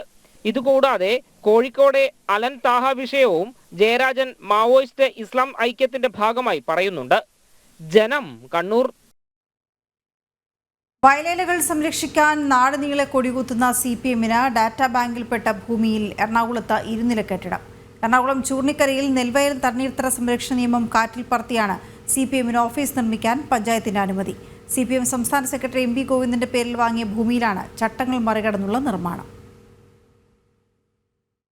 CPM-ലെ വിഭാഗീയതയെ തുടർന്ന് എറണാകുളം ജില്ലാ സെക്രട്ടറിയായി MV ഗോവിന്ദൻ ചുമതല വഹിക്കുമ്പോഴാണ് ചൂർണിക്കര ലോക്കൽ കമ്മിറ്റിക്കായി MV ഗോവിന്ദന്റെ പേരിൽ ഭൂമി വാങ്ങിയത്. 2011 നവംബർ 10-നാണ് 3,24,000 രൂപയ്ക്ക് ഡേറ്റാ ബാങ്കിൽ ഉൾപ്പെട്ട 2 സെന്റ് ഭൂമി വാങ്ങുന്നത്. 2008 ശേഷം ഡേറ്റാ ബാങ്കിൽപ്പെട്ട ഭൂമി വാങ്ങിയാൽ അവിടെ കെട്ടിട നിർമ്മാണം നടക്കില്ലെന്ന് അറിഞ്ഞുകൊണ്ട് തന്നെയാണ് ഇടപാട് നടത്തിയതെന്നത് വ്യക്തം. എന്നാൽ പാർട്ടിയുടെ സ്വാധീനവും അധികാരവും ദുരുപയോഗപ്പെടുത്തി ചൂർണിക്കര പഞ്ചായത്തിൽ നിന്നും നിലത്തിൽ കൊമേഴ്സ്യൽ ബിൽഡിംഗ് നിർമ്മിക്കാൻ അനുമതി വാങ്ങുകയായിരുന്നു. നിലവിലിവിടെ 2 നില കെട്ടിടം നിർമ്മിച്ചു കഴിഞ്ഞു. എന്നാൽ നെൽവയൽ തണ്ണീർത്തട സംരക്ഷണത്തിന്റെ പേരിൽ നാടുനീളെ കൊടികുത്തുന്ന CPM-ന് സംസ്ഥാന സെക്രട്ടറിയുടെ കൂടി ഒത്താശയിൽ ഡേറ്റാ ബാങ്കിൽപ്പെട്ട ഭൂമിയിൽ കെട്ടിടം നിർമ്മിച്ചതാണ് ചൂർണിക്കരയിൽ കാണാനാവുന്നത്. ഇതിന് നിർമ്മാണാനുമതി നൽകാൻ സാധിച്ചത് ഏത് നിയമത്തിന്റെ പഴുതിലാണെന്നതും ചോദ്യചിഹ്നമായി നിലനിൽക്കുന്നു. ഉദ്യോഗസ്ഥർ വീഴ്ച വരുത്തിയിട്ടുണ്ടോ എന്ന് പരിശോധിക്കണമെന്ന ആവശ്യവും ശക്തമാവുകയാണ്. സുധീഷ് ഗോപാൽ, ജനം, കൊച്ചി. തദ്ദേശ സ്ഥാപനങ്ങളിലെ പ്രശ്നങ്ങൾ പരിഹരിക്കാൻ മുഖ്യമന്ത്രി നേരിട്ട് യോഗം വിളിക്കുമ്പോഴും പദ്ധതികൾ നടപ്പാക്കുന്നത് വെല്ലുവിളിയാകും. നിലവിൽ തന്നെ വിവിധ പദ്ധതികൾ നടപ്പിലാക്കുന്നതിന് ധനവകുപ്പ് പണം അനുവദിക്കാത്തത് തദ്ദേശ സ്ഥാപനങ്ങൾക്ക് തിരിച്ചടിയാകുന്നുണ്ട്. സർക്കാർ പ്രഖ്യാപിക്കുന്ന പദ്ധതികൾക്ക് സ്വന്തം ഫണ്ടിൽ നിന്ന് പണം കണ്ടെത്തേണ്ട ഗതികേടിലാണ് തദ്ദേശ സ്ഥാപനങ്ങൾ. തദ്ദേശ സ്വയംഭരണ സ്ഥാപനങ്ങൾ നേരിടുന്ന പ്രതിസന്ധികൾ ചർച്ച ചെയ്യാൻ കഴിഞ്ഞ ദിവസം വകുപ്പ് തലവന്മാരുടെയും സെക്രട്ടറിമാരുടെയും യോഗം മുഖ്യമന്ത്രി വിളിച്ചു ചേർത്തിരുന്നു. അതിദാരിദ്ര്യ നിർമ്മാർജ്ജനം, പാലിയേറ്റീവ് കെയർ, മാലിന്യ നിർമ്മാർജ്ജനം തുടങ്ങിയ പദ്ധതികൾ നടപ്പിലാക്കുന്നതിൽ സംയോജിത പ്രവർത്തനമെന്ന പ്രഖ്യാപനമുണ്ടായെങ്കിലും പ്രായോഗിക പ്രശ്നങ്ങൾ പരിഹരിക്കാനുള്ള നിർദ്ദേശങ്ങളൊന്നും യോഗത്തിലുണ്ടായില്ല. വിവിധ പദ്ധതികൾ നടപ്പിലാക്കാൻ കഴിയാതെ വീർപ്പുമുട്ടുകയാണ് സംസ്ഥാനത്തെ ഗ്രാമപഞ്ചായത്തുകളടക്കമുള്ള തദ്ദേശ സ്ഥാപനങ്ങൾ. പണം അനുവദിച്ചാലും അത് നൽകാൻ ധനവകുപ്പ് തയ്യാറാകാത്തതാണ് പ്രധാന പ്രതിസന്ധി. General purpose fund, plan fund, maintenance fund, road fund തുടങ്ങിയ ഇനങ്ങളിൽ വിതരണം ചെയ്തത് നാമമാത്രമായ വിഹിതം മാത്രം. 1/3 പദ്ധതി വിഹിതം മാത്രമാണ് പല പഞ്ചായത്തുകൾക്കും അനുവദിച്ചത്. മാലിന്യ സംസ്കരണത്തിനും മഴക്കാല പുക ശുചീകരണത്തിനുമെല്ലാം ഫണ്ട് പ്രതിസന്ധിയായിരുന്നു. ഡൊമിസിലറി കെയർ പദ്ധതി, വയോമിത്ര പദ്ധതി, പാലിയേറ്റീവ് കെയർ തുടങ്ങിയ പദ്ധതികളെല്ലാം പാതി വഴിയിലായതും ഫണ്ടിന്റെ അപര്യാപ്തതകൾ മൂലമാണ്. ഇത്തരം പദ്ധതികൾക്കായി തനത് ഫണ്ടിൽ നിന്ന് പണമെടുക്കേണ്ടി വരുന്നതും പ്രതിസന്ധി സൃഷ്ടിക്കുന്നു. സാധാരണക്കാർക്കും വയോജനങ്ങൾക്കുമൊക്കെ ഗുണമാകേണ്ട ചികിത്സാ സഹായങ്ങളും പദ്ധതികളും എല്ലാം മുടങ്ങിയത് തദ്ദേശ തെരഞ്ഞെടുപ്പിൽ ചർച്ചയാകാനുള്ള സാധ്യത മുന്നിൽ കണ്ടാണ് മുഖ്യമന്ത്രി യോഗം വിളിച്ചത്. 9-ാം തീയതി തദ്ദേശ ഭരണ സമിതികളുടെ യോഗവും വിളിച്ചിട്ടുണ്ട്. ജനം, തിരുവനന്തപുരം. പൊളിറ്റിക്കൽ ക്രിമിനലുകൾക്കും തന്റെ വാക്കുകളെ വളച്ചൊടിക്കുന്ന മാധ്യമപ്രവർത്തകർക്കും വിശദീകരണവുമായി മുതിർന്ന CPM നേതാവ് G. സുധാകരൻ. എറണാകുളത്ത് സംഘടിപ്പിച്ച ദേശീയ പുസ്തകോത്സവത്തിൽ പങ്കെടുത്ത് സംസാരിക്കവെയാണ് തനിക്കെതിരെയുള്ള നീക്കങ്ങളിൽ വിശദീകരണവുമായി സുധാകരൻ വാചാലനായത്. ബിൻ ലാദൻ എന്ന കവിത ലാദനെ രക്തസാക്ഷിയാക്കുന്നതല്ലെന്നും മുസ്ലിം തീവ്രവാദത്തിന് എതിരായുള്ളതെന്നും വിശദീകരിച്ച സുധാകരൻ പാർട്ടിയിലെ തെറ്റുകൾ ചൂണ്ടിക്കാട്ടുമ്പോൾ ചില മാധ്യമങ്ങളും പാർട്ടിയിലെ പൊളിറ്റിക്കൽ ക്രിമിനലുകളും ചേർന്ന് അതിനെ പാർട്ടിക്കെതിരായ നീക്കമായി ചിത്രീകരിക്കുന്നതായും ചൂണ്ടിക്കാട്ടി. കഴിഞ്ഞ ദിവസങ്ങളിൽ ഏറ്റവുമധികം രാഷ്ട്രീയ ചർച്ചയായ KC വേണുഗോപാലിന്റെ സന്ദർശനം തീർത്തും സൗഹാർദ്ദപരമെന്നും അതിൽ ആകെയുണ്ടായ രാഷ്ട്രീയ ചർച്ച എന്തായിരുന്നെന്നുമാണ് സുധാകരൻ വ്യക്തമാക്കുന്നത്. യഥാർത്ഥത്തിൽ ഞാൻ അയാളോടാണ് ആകെ ഒരു രാഷ്ട്രീയം പറഞ്ഞത്. അതായത് അടിയന്തരാവസ്ഥ പ്രഖ്യാപിക്കുന്നത് തെറ്റാണെന്ന് കോൺഗ്രസ് പരസ്യമായി പറയാത്ത കാലത്തോളം കോൺഗ്രസ് ഇന്ത്യയിൽ ഇനി അധികാരത്തിൽ വരുത്തില്ല. നിങ്ങൾക്ക് ഏകാധിപത്യത്തെ പറ്റി പറയാൻ അവകാശമില്ല. ബിൻ ലാദൻ കവിത വായിക്കാത്തവരാണ് വിമർശനം ഉന്നയിച്ചതെന്നും മുസ്ലിം തീവ്രവാദത്തിനെതിരായിരുന്നു അതിലൂടെ മുന്നോട്ട് വെച്ച സന്ദേശമെന്നും സുധാകരൻ പറഞ്ഞു. ഞാനതിൽ പറഞ്ഞിരിക്കുന്നത് ലോകത്തെ നശിപ്പിക്കുന്ന എല്ലാവരെയും പോലെയാണ് ലാദൻ നിങ്ങളും. അതാണ് എൻ്റെ മെസ്സേജ്. ലാദൻ ബിൻ ലാദൻ എന്ന് പറഞ്ഞാൽ അയാളൊരു ട്രാജഡിയാണെന്നാണ് ഞാൻ പറഞ്ഞേക്കുന്നത്. പള്ളിക്കൂടങ്ങൾ തീവച്ചു, പള്ളികൾ തീവച്ചു. പള്ളി മുസ്ലിം പള്ളിയല്ലേ, തീവച്ചല്ലേ? മുസ്ലിം ഭീകരന്മാർ തന്നെ മുസ്ലിം പള്ളി കാശ്മീരിൽ തീവച്ചില്ലേ? ഇതൊക്കെ പഠിച്ചിട്ടാണ് എഴുതുന്നത്. അതുകൊണ്ട് ലാദൻ അനുകൂലമായ ഒരു വരിയില്ലെന്ന് മാത്രമല്ല, ലാദന്റെ ഈ രാഷ്ട്രീയം കൊണ്ട് ആ കമ്മ്യൂണിറ്റി രക്ഷപ്പെടുത്തണം. മുസ്ലിം തീവ്രവാദത്തിനെതിരായിരുന്നു കവിത. രാമായണം വായിച്ചാൽ എന്തോ തെറ്റാണെന്ന പ്രചരണത്തിലും സുധാകരൻ നിലപാട് വ്യക്തമാക്കി. ഞങ്ങളുടെ നാട്ടിൽ രാമായണം വായിക്കുന്ന ആരും തല്ലാറുണ്ട്, ബഹുമാനിക്കാനില്ല. ആ ഗ്രന്ഥം സാഹിത്യം, സംഗീതം, ഭാഷ, ഇതിൻ്റെ എല്ലാം ഒരു സമ്മേളനമാണ് ആ പുസ്തകം. ഞാൻ കുട്ടിക്കാലം പോലെ വായിക്കും, എൻ്റെ അച്ഛൻ വായിക്കുമായിരുന്നു. ഗോപാലകൃഷ്ണനുമായുള്ള കൂടിക്കാഴ്ചയിൽ തെറ്റില്ലെന്ന് വ്യക്തമാക്കിയ സുധാകരൻ 1 വർഷം മുമ്പ് നടന്ന കൂടിക്കാഴ്ചയെ ഇപ്പോൾ നടന്ന സംഭവമായി ചിത്രീകരിച്ചതിനെ വിമർശിച്ചു. CPM-ലും ആശയപരമായ അപജയമുണ്ടായിട്ടുണ്ടെന്നും അതിനെ തിരുത്താനുള്ള നീക്കത്തെ പാർട്ടി വിരുദ്ധതയായി രാഷ്ട്രീയ ക്രിമിനലുകളും ചില മാധ്യമപ്രവർത്തകരും ചേർന്ന് ശ്രമിക്കുന്നതായും സുധാകരൻ പറഞ്ഞു. തിരുത്തൽ പ്രവൃത്തി എന്നും നടന്നിട്ടുണ്ട്, എന്ത് കുറച്ച് കൂടുതൽ നടത്തണം. അങ്ങത് ചെയ്യുന്നുണ്ട്, ഞാൻ ചെയ്യുന്നു. അവിടെ സംസാരിക്കുന്നത് തിരുത്തല്ല എന്തെല്ലാം കാര്യം പറഞ്ഞിട്ടുണ്ട്. പക്ഷെ അങ്ങനെ പറയുമ്പോൾ ഇത് പാർട്ടിക്കെതിരാണ് എന്ന് നിങ്ങളുടെ മാധ്യമ സുഹൃത്തുക്കൾ എഴുതി പ്രചരിപ്പിക്കുന്നു. ഞാൻ അതേപ്പറ്റി ഞാൻ പറഞ്ഞു. അതുകൊണ്ട് പറയാൻ പറ്റാത്ത സ്ഥിതിയാണ്. മാധ്യമങ്ങളുടെ ഒരു വിഭാഗവും പാർട്ടികളിലെല്ലാം നുഴഞ്ഞു കയറിയ പൊളിറ്റിക്കൽ ക്രിമിനൽസും ചേർന്ന് അഗാധമായ രാഷ്ട്രീയ, പൊളിറ്റിക്കൽ, ഫിലോസോഫിക്കൽ, ഐഡിയോളജിക്കൽ ബേസിസ് ഇല്ലാതാക്കാൻ ശ്രമിക്കുന്നു. സുധീഷ് ഗോപാൽ, ജനം, കൊച്ചി. മുഖ്യമന്ത്രിയുടെ പോലീസ് മെഡൽ തയ്യാറാക്കിയ കമ്പനിയെ കരിമ്പട്ടികയിൽ ഉൾപ്പെടുത്തണമെന്ന അന്വേഷണ റിപ്പോർട്ട്. 270 മെഡലുകൾ നിർമ്മിച്ചതിൽ 246 മെഡലുകളിലും ഗുരുതര അക്ഷരത്തെറ്റ് കണ്ടെത്തിയിരുന്നു. മെഡലുകൾ പരിശോധിക്കേണ്ട സമിതിക്കും വീഴ്ച സംഭവിച്ചതായി അന്വേഷണ റിപ്പോർട്ടിൽ പറയുന്നു. പോലീസ് സേനയിൽ മികച്ച സേവനം കാഴ്ചവെച്ചവർക്ക് മുഖ്യമന്ത്രി നൽകിയ മെഡലിലാണ് ഗുരുതര അക്ഷരത്തെറ്റുണ്ടായത്. മലയാള ഭാഷാ ദിനത്തിൽ വിതരണം ചെയ്ത മെഡലിൽ തന്നെ ഗുരുതര അക്ഷരത്തെറ്റ് കണ്ടെത്തിയത് ആഭ്യന്തര വകുപ്പിനെ ആകെ നാണക്കേടിലാക്കിയിരുന്നു. സംഭവത്തിൽ അന്വേഷണ റിപ്പോർട്ട് സമർപ്പിക്കാൻ DGPയെ ചുമതലപ്പെടുത്തിയിരുന്നു. പോലീസ് ആസ്ഥാനത്തെ DIG-യാണ് അന്വേഷണം നടത്തി റിപ്പോർട്ട് സമർപ്പിച്ചത്. തിരുവനന്തപുരത്തെ ഭഗവതി സ്റ്റോഴ്സിനാണ് മെഡൽ നിർമ്മിക്കാനുള്ള കരാർ നൽകിയത്. ടെൻഡർ ഏറ്റെടുത്ത ശേഷം കമ്പനി ഒരു സാമ്പിൾ മെഡൽ തയ്യാറാക്കി നൽകി. ഫോറൻസിക് ലാബിൽ പരിശോധിച്ച് ഉറപ്പുവരുത്തിയ ശേഷമാണ് പോലീസ് ആസ്ഥാനത്ത് നിന്നും ഓർഡർ നൽകിയത്. തുടർന്ന് 2 തവണകളിലായി മെഡലുകൾ ഭഗവതി സ്റ്റോഴ്സ് ഉടമ പോലീസ് ആസ്ഥാനത്ത് എത്തിച്ചു. ഓരോ മെഡലുകളും പരിശോധിച്ച് തെറ്റില്ലെന്ന് ഉറപ്പുവരുത്തേണ്ടത് IPS ഉദ്യോഗസ്ഥന്റെ നേതൃത്വത്തിലുള്ള സമിതിയാണ്. എന്നാൽ പരിശോധന നടത്തുന്നതിൽ സമിതിക്ക് ഗുരുതര വീഴ്ചയുണ്ടായെന്നും ഉദ്യോഗസ്ഥർക്കെതിരെ നടപടി വേണമെന്നും റിപ്പോർട്ടിൽ ശുപാർശ ചെയ്യുന്നു. ഭഗവതി സ്റ്റോഴ്സിന്റെ ഭാഗത്തുനിന്നും വിശ്വാസവഞ്ചനയുണ്ടായി. കമ്പനിയെ കരിമ്പട്ടികയിൽ ഉൾപ്പെടുത്തണമെന്നും റിപ്പോർട്ടിൽ പറയുന്നു. സ്ഥിരമായി പോലീസിലെ കരാറുകൾ ഏറ്റെടുക്കുന്നത് ഭഗവതി സ്റ്റോഴ്സ് ആണ്. പുതിയ മെഡലുകൾ ഇതേ കമ്പനി നിർമ്മിച്ച് സേനാംഗങ്ങൾക്ക് വിതരണം ചെയ്യണമെന്നും റിപ്പോർട്ടിൽ ശുപാർശയുണ്ട്. എന്നാൽ ടെൻഡർ നടപടികൾക്കുൾപ്പെടെ വേണ്ടത്ര സമയം ലഭിച്ചില്ലെന്നാണ് പോലീസ് ഉദ്യോഗസ്ഥരുടെ വിശദീകരണം. ജനം, തിരുവനന്തപുരം. ശരണമെൻ്റയ്യപ്പ പവർഡ് ബൈ അഴകുള്ള മുടിക്ക് വേണം total care from AVA. Co powered by ഇനി എന്നും നിങ്ങളുടെ പ്രഭാത ഭക്ഷണം BKD സ്റ്റീം പുട്ടുപൊടി, rich and soft. Bharat Lajna multi state housing cooperative society limited, Kerala, Tamil Nadu and Pondicherry. മെറാൾഡ ഗോൾഡ്, ഡയമണ്ട്, ജെംസ്. ആതുര സേവന രംഗത്ത് സമർപ്പിത സേവനത്തിന്റെ 50 വർഷങ്ങൾ. Bharat hospital in association with Makarajyothi group of companies, Pune, Maharashtra. ഇനി നമ്മുടെ വീട്ടിൽ ഉദയഭാരത് കലണ്ടർ തന്നെ. വ്രതശുദ്ധിയുടെ നാളുകളിൽ വീടെങ്ങും ഉയരട്ടെ മകരനക്ഷത്രങ്ങൾ. ആർഷ പ്യൂർ പൂജ പ്രൊഡക്ട്സ്. വ്രതശുദ്ധിയുടെയും നന്മയുടെയും നാളുകൾ പരിശുദ്ധമാക്കാം മിൽമയ്ക്കൊപ്പം. ചക്കുളത്തുകാവിൽ പൊങ്കാല 2024 ഡിസംബർ 13 വെള്ളിയാഴ്ച.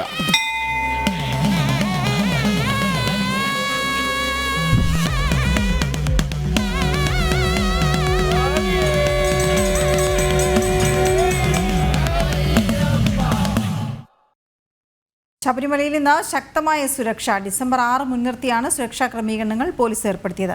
പമ്പ മുതൽ സന്നിധാനം വരെ അതീവ ജാഗ്രതയും പ്രഖ്യാപിച്ചിട്ടുണ്ട്. സന്നിധാനം ഹൈപോയിന്റ് ബൈനോക്കുലർ മോണിറ്ററിംഗിന് പുറമെ 17-അംഗ കമാൻഡോ ടീമിന്റെ നിയന്ത്രണത്തിലാണ് ഇന്ന് സന്നിധാനവും പരിസര പ്രദേശത്തെയും സുരക്ഷാ സംവിധാനം. സോപാനത്ത് നിലവിലുള്ള പോലീസുകാർക്ക് പുറമെ കൂടുതൽ പോലീസ് സേനാംഗങ്ങളെ സുരക്ഷയ്ക്കായി ഇന്ന് ഏർപ്പെടുത്തിയിട്ടുണ്ട്. മാത്രവുമല്ല, ഡ്യൂട്ടിയിലുള്ള പോലീസുകാരുടെ സമയത്തിലും മാറ്റം വരുത്തിയിട്ടുണ്ട്. നിലവിൽ 900 പോലീസുകാരാണ് ഡ്യൂട്ടിയിലുള്ളത്. പമ്പ മുതൽ സന്നിധാനം വരെ വിവിധ സ്ഥലങ്ങളിൽ ബോംബ് സ്ക്വാഡിന്റെയും ഫയർഫോഴ്സിന്റെയും പ്രത്യേക പരിശോധനയും നടത്തുന്നുണ്ട്. തീർത്ഥാടനത്തിന്റെ ഭാഗമായി ജോലിക്കെത്തിയ ജീവനക്കാരോട് തിരിച്ചറിയൽ രേഖകൾ കർശനമായി ധരിക്കണമെന്ന നിർദ്ദേശവും പോലീസ് നൽകിയിട്ടുണ്ട്.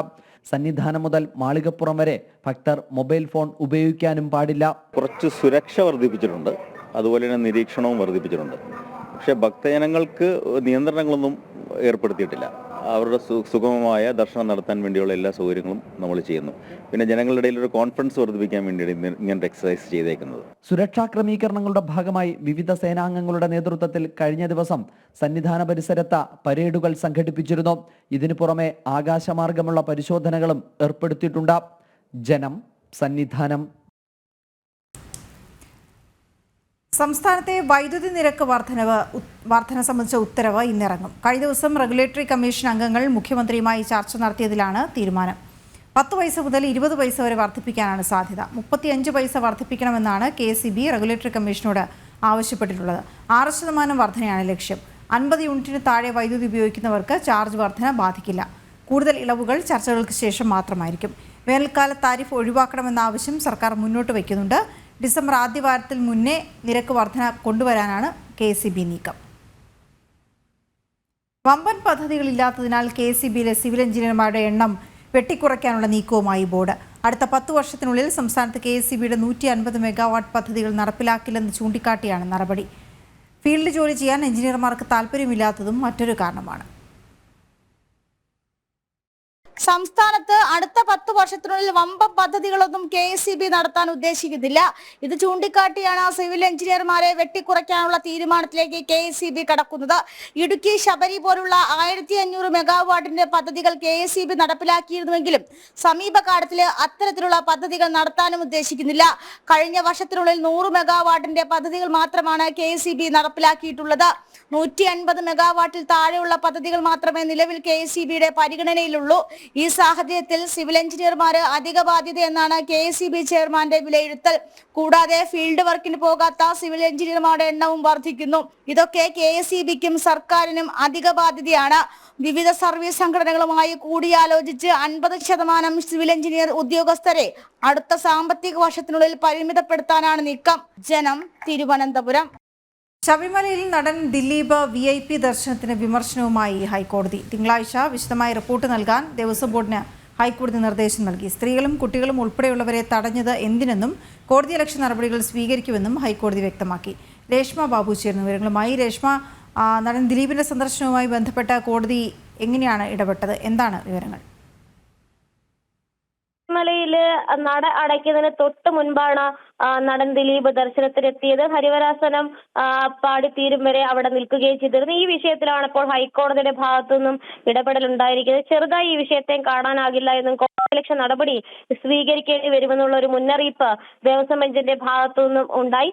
ഈ പോലീസിന്റെ അകമ്പടിയോടെ എങ്ങനെയാണ് ദിലീപ് സന്നിധാനത്ത് വന്നതെന്നുള്ളൊരു ചോദ്യം ഹൈക്കോടതി ഇന്ന് ചോദിച്ചു. ജീവനക്കാരുടെ വിശദീകരണം തേടിയിട്ടുണ്ട് എന്നുള്ളൊരു മറുപടിയാണ് ദേവസ്വം ബോർഡിന്റെ അഭിഭാഷകൻ വ്യക്തമാക്കിയത്. എന്നാൽ വിശദമായിട്ട് തന്നെ ദേവസ്വം ബോർഡ് ഇക്കാര്യത്തിൽ വിശദീകരണം നൽകണമെന്നും തിങ്കളാഴ്ച ഇത് സംബന്ധിച്ച് സത്യവാങ്മൂലം ഫയൽ ചെയ്യണമെന്നുമാണ് ഹൈക്കോടതി നിർദ്ദേശം നൽകിയിട്ടുള്ളത്. അതോടൊപ്പം തന്നെ സന്നിധാനത്തെ ഇന്നലത്തെ CCTV ദൃശ്യങ്ങളും ഹാജരാക്കാനായിട്ട് നാളെ ഹാജരാക്കാനായിട്ട് നിർദ്ദേശം നൽകിയിട്ടുണ്ട്. ദിലീപും സംഘവും എത്ര നേരമാണ് അവിടെ നിന്നതെന്നുള്ളൊരു ചോദ്യവും ഹൈക്കോടതിയുടെ ഭാഗത്തു നിന്നും വന്നിട്ടുണ്ട്. മറ്റുള്ളവരുടെ ദർശനം ഈ ഒരു സമയത്ത് മുടങ്ങിയിട്ടുണ്ട്. കാത്തുനിന്ന ഭക്തരുടെ കൂട്ടത്തിൽ കുഞ്ഞു കുട്ടികൾ ഉണ്ടായിരുന്നു. ഇത് കണ്ടില്ലെന്ന് നടിക്കാനാകില്ലെന്നും ജസ്റ്റിസ് അനിൽ K. നരേന്ദ്രൻ അധ്യക്ഷനായിട്ടുള്ള ഡിവിഷൻ ബെഞ്ച് ചൂണ്ടിക്കാട്ടി. ദിലീപിന് എങ്ങനെയാണ് പ്രത്യേക പരിഗണന കൊടുത്തത്? നേരത്തെ തന്നെ VIP പരിഗണന കൊടുക്കാൻ പാടില്ല എന്നത് സംബന്ധിച്ച് ഹൈക്കോടതിയുടെ തന്നെ മുൻകാല ഉത്തരവുകളുണ്ട്. പക്ഷെ അതൊക്കെ തന്നെ കാറ്റിൽ പറത്തിക്കൊണ്ടാണ് ദിലീപിന് ഇന്നലെ സന്നിധാനത്ത് VIP ട്രീറ്റ്മെന്റ് കിട്ടിയതെന്നും ഹൈക്കോടതി എടുത്തു പറഞ്ഞിട്ടുണ്ട്. ജില്ലാ ജഡ്ജിമാർ പോലും ഉള്ളവർ ഇന്നലെ ആ സമയത്ത് അവിടെ ഉണ്ടായിരുന്നു എന്നുള്ള കുറ്റപ്പെടുത്തലും ഹൈക്കോടതി നടത്തി. എന്തായാലും 2-3 മണിക്കൂർ ക്യൂ നിന്ന് ദർശനം നടത്താൻ കഴിയാതെ ഭക്തർ മടങ്ങിപ്പോകുന്നത് അത് ഹൈക്കോടതിക്ക് കണ്ടില്ല എന്ന് നടിക്കാനാകില്ലെന്നും ഡിവിഷൻ ബെഞ്ച് പറഞ്ഞിട്ടുണ്ട്. എന്തായാലും നിലവിൽ ദേവസ്വം ബോർഡിനോട് വിശദമായിട്ടുള്ള സത്യവാങ്മൂലം സമർപ്പിക്കാനായിട്ട് ഹൈക്കോടതി നിർദ്ദേശം നൽകിയിരിക്കുകയാണ്. തിങ്കളാഴ്ച ദേവസ്വം ഇത് സംബന്ധിച്ച് വിശദീകരണം നൽകണം. അതോടൊപ്പം തന്നെ നാളെ ഈ CCTV ദൃശ്യങ്ങൾ സമർപ്പിക്കുകയും വേണം. നാളെ വിഷയം ഹൈക്കോടതി വീണ്ടും പരിഗണിക്കുന്നുണ്ട്. ശരി രേഷ്മ. കണ്ണൂരിൽ വാഹനാപകടത്തിൽ കോളേജ് വിദ്യാർത്ഥി മരിച്ചു. കല്യാശ്ശേരി ആംസ്റ്റർ കോളേജ് BA 2ാം വർഷ വിദ്യാർത്ഥിയും കോളേജ് യൂണിയൻ ചെയർമാനുമായ ചേലേരിമുക്ക് സ്വദേശി മുഹമ്മദാണ് മരിച്ചത്. ഇന്ന് രാവിലെ കണ്ണൂർ യൂണിവേഴ്സിറ്റി മങ്ങാട്ടുപറമ്പ് ക്യാമ്പസിന് സമീപമായിരുന്നു അപകടം. രാവിലെ കോളേജിലേക്ക് ബൈക്ക് ഓടിച്ചു പോവുകയായിരുന്നു മരിച്ച മുഹമ്മദ്. എതിരെ ഗ്യാസ് സിലിണ്ടർ കയറ്റി വന്ന വാഹനത്തിന് നേരെ ഇടിച്ചായിരുന്നു അപകടം. ബൈക്കിൽ കൂടെ ഉണ്ടായിരുന്ന മറ്റൊരു വിദ്യാർത്ഥിക്കും ഗുരുതര പരിക്കേറ്റു. പരിക്കേറ്റ പള്ളിപ്പറമ്പ് സ്വദേശി സൽമാനെ കണ്ണൂരിലെ സ്വകാര്യ ആശുപത്രിയിൽ പ്രവേശിപ്പിച്ചു.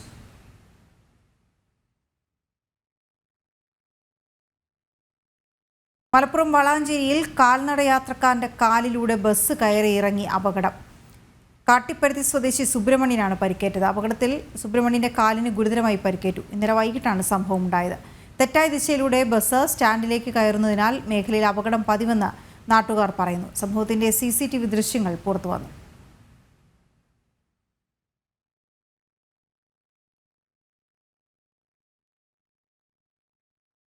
തിരുവനന്തപുരം കല്ലറ മരുതമൺ ജംഗ്ഷനിൽ സ്വകാര്യ ബസ്സിൽ നിന്ന് റോഡിലേക്ക് തെറിച്ചു വീണ വീട്ടമ്മയ്ക്ക് പരിക്ക്. കഴിഞ്ഞ ദിവസം വൈകുന്നേരമായിരുന്നു അപകടം. ബസിന്റെ പിൻവശത്തെ വാതിലിൽ നിന്നാണ് വീട്ടമ്മ റോഡിലേക്ക് തെറിച്ചു വീണത്. അപകട സമയത്ത് ബസിന്റെ പിൻവാതിൽ അടച്ചിരുന്നില്ല. അപകടത്തിന്റെ ദൃശ്യങ്ങൾ ജനം TVക്ക് ലഭിച്ചു.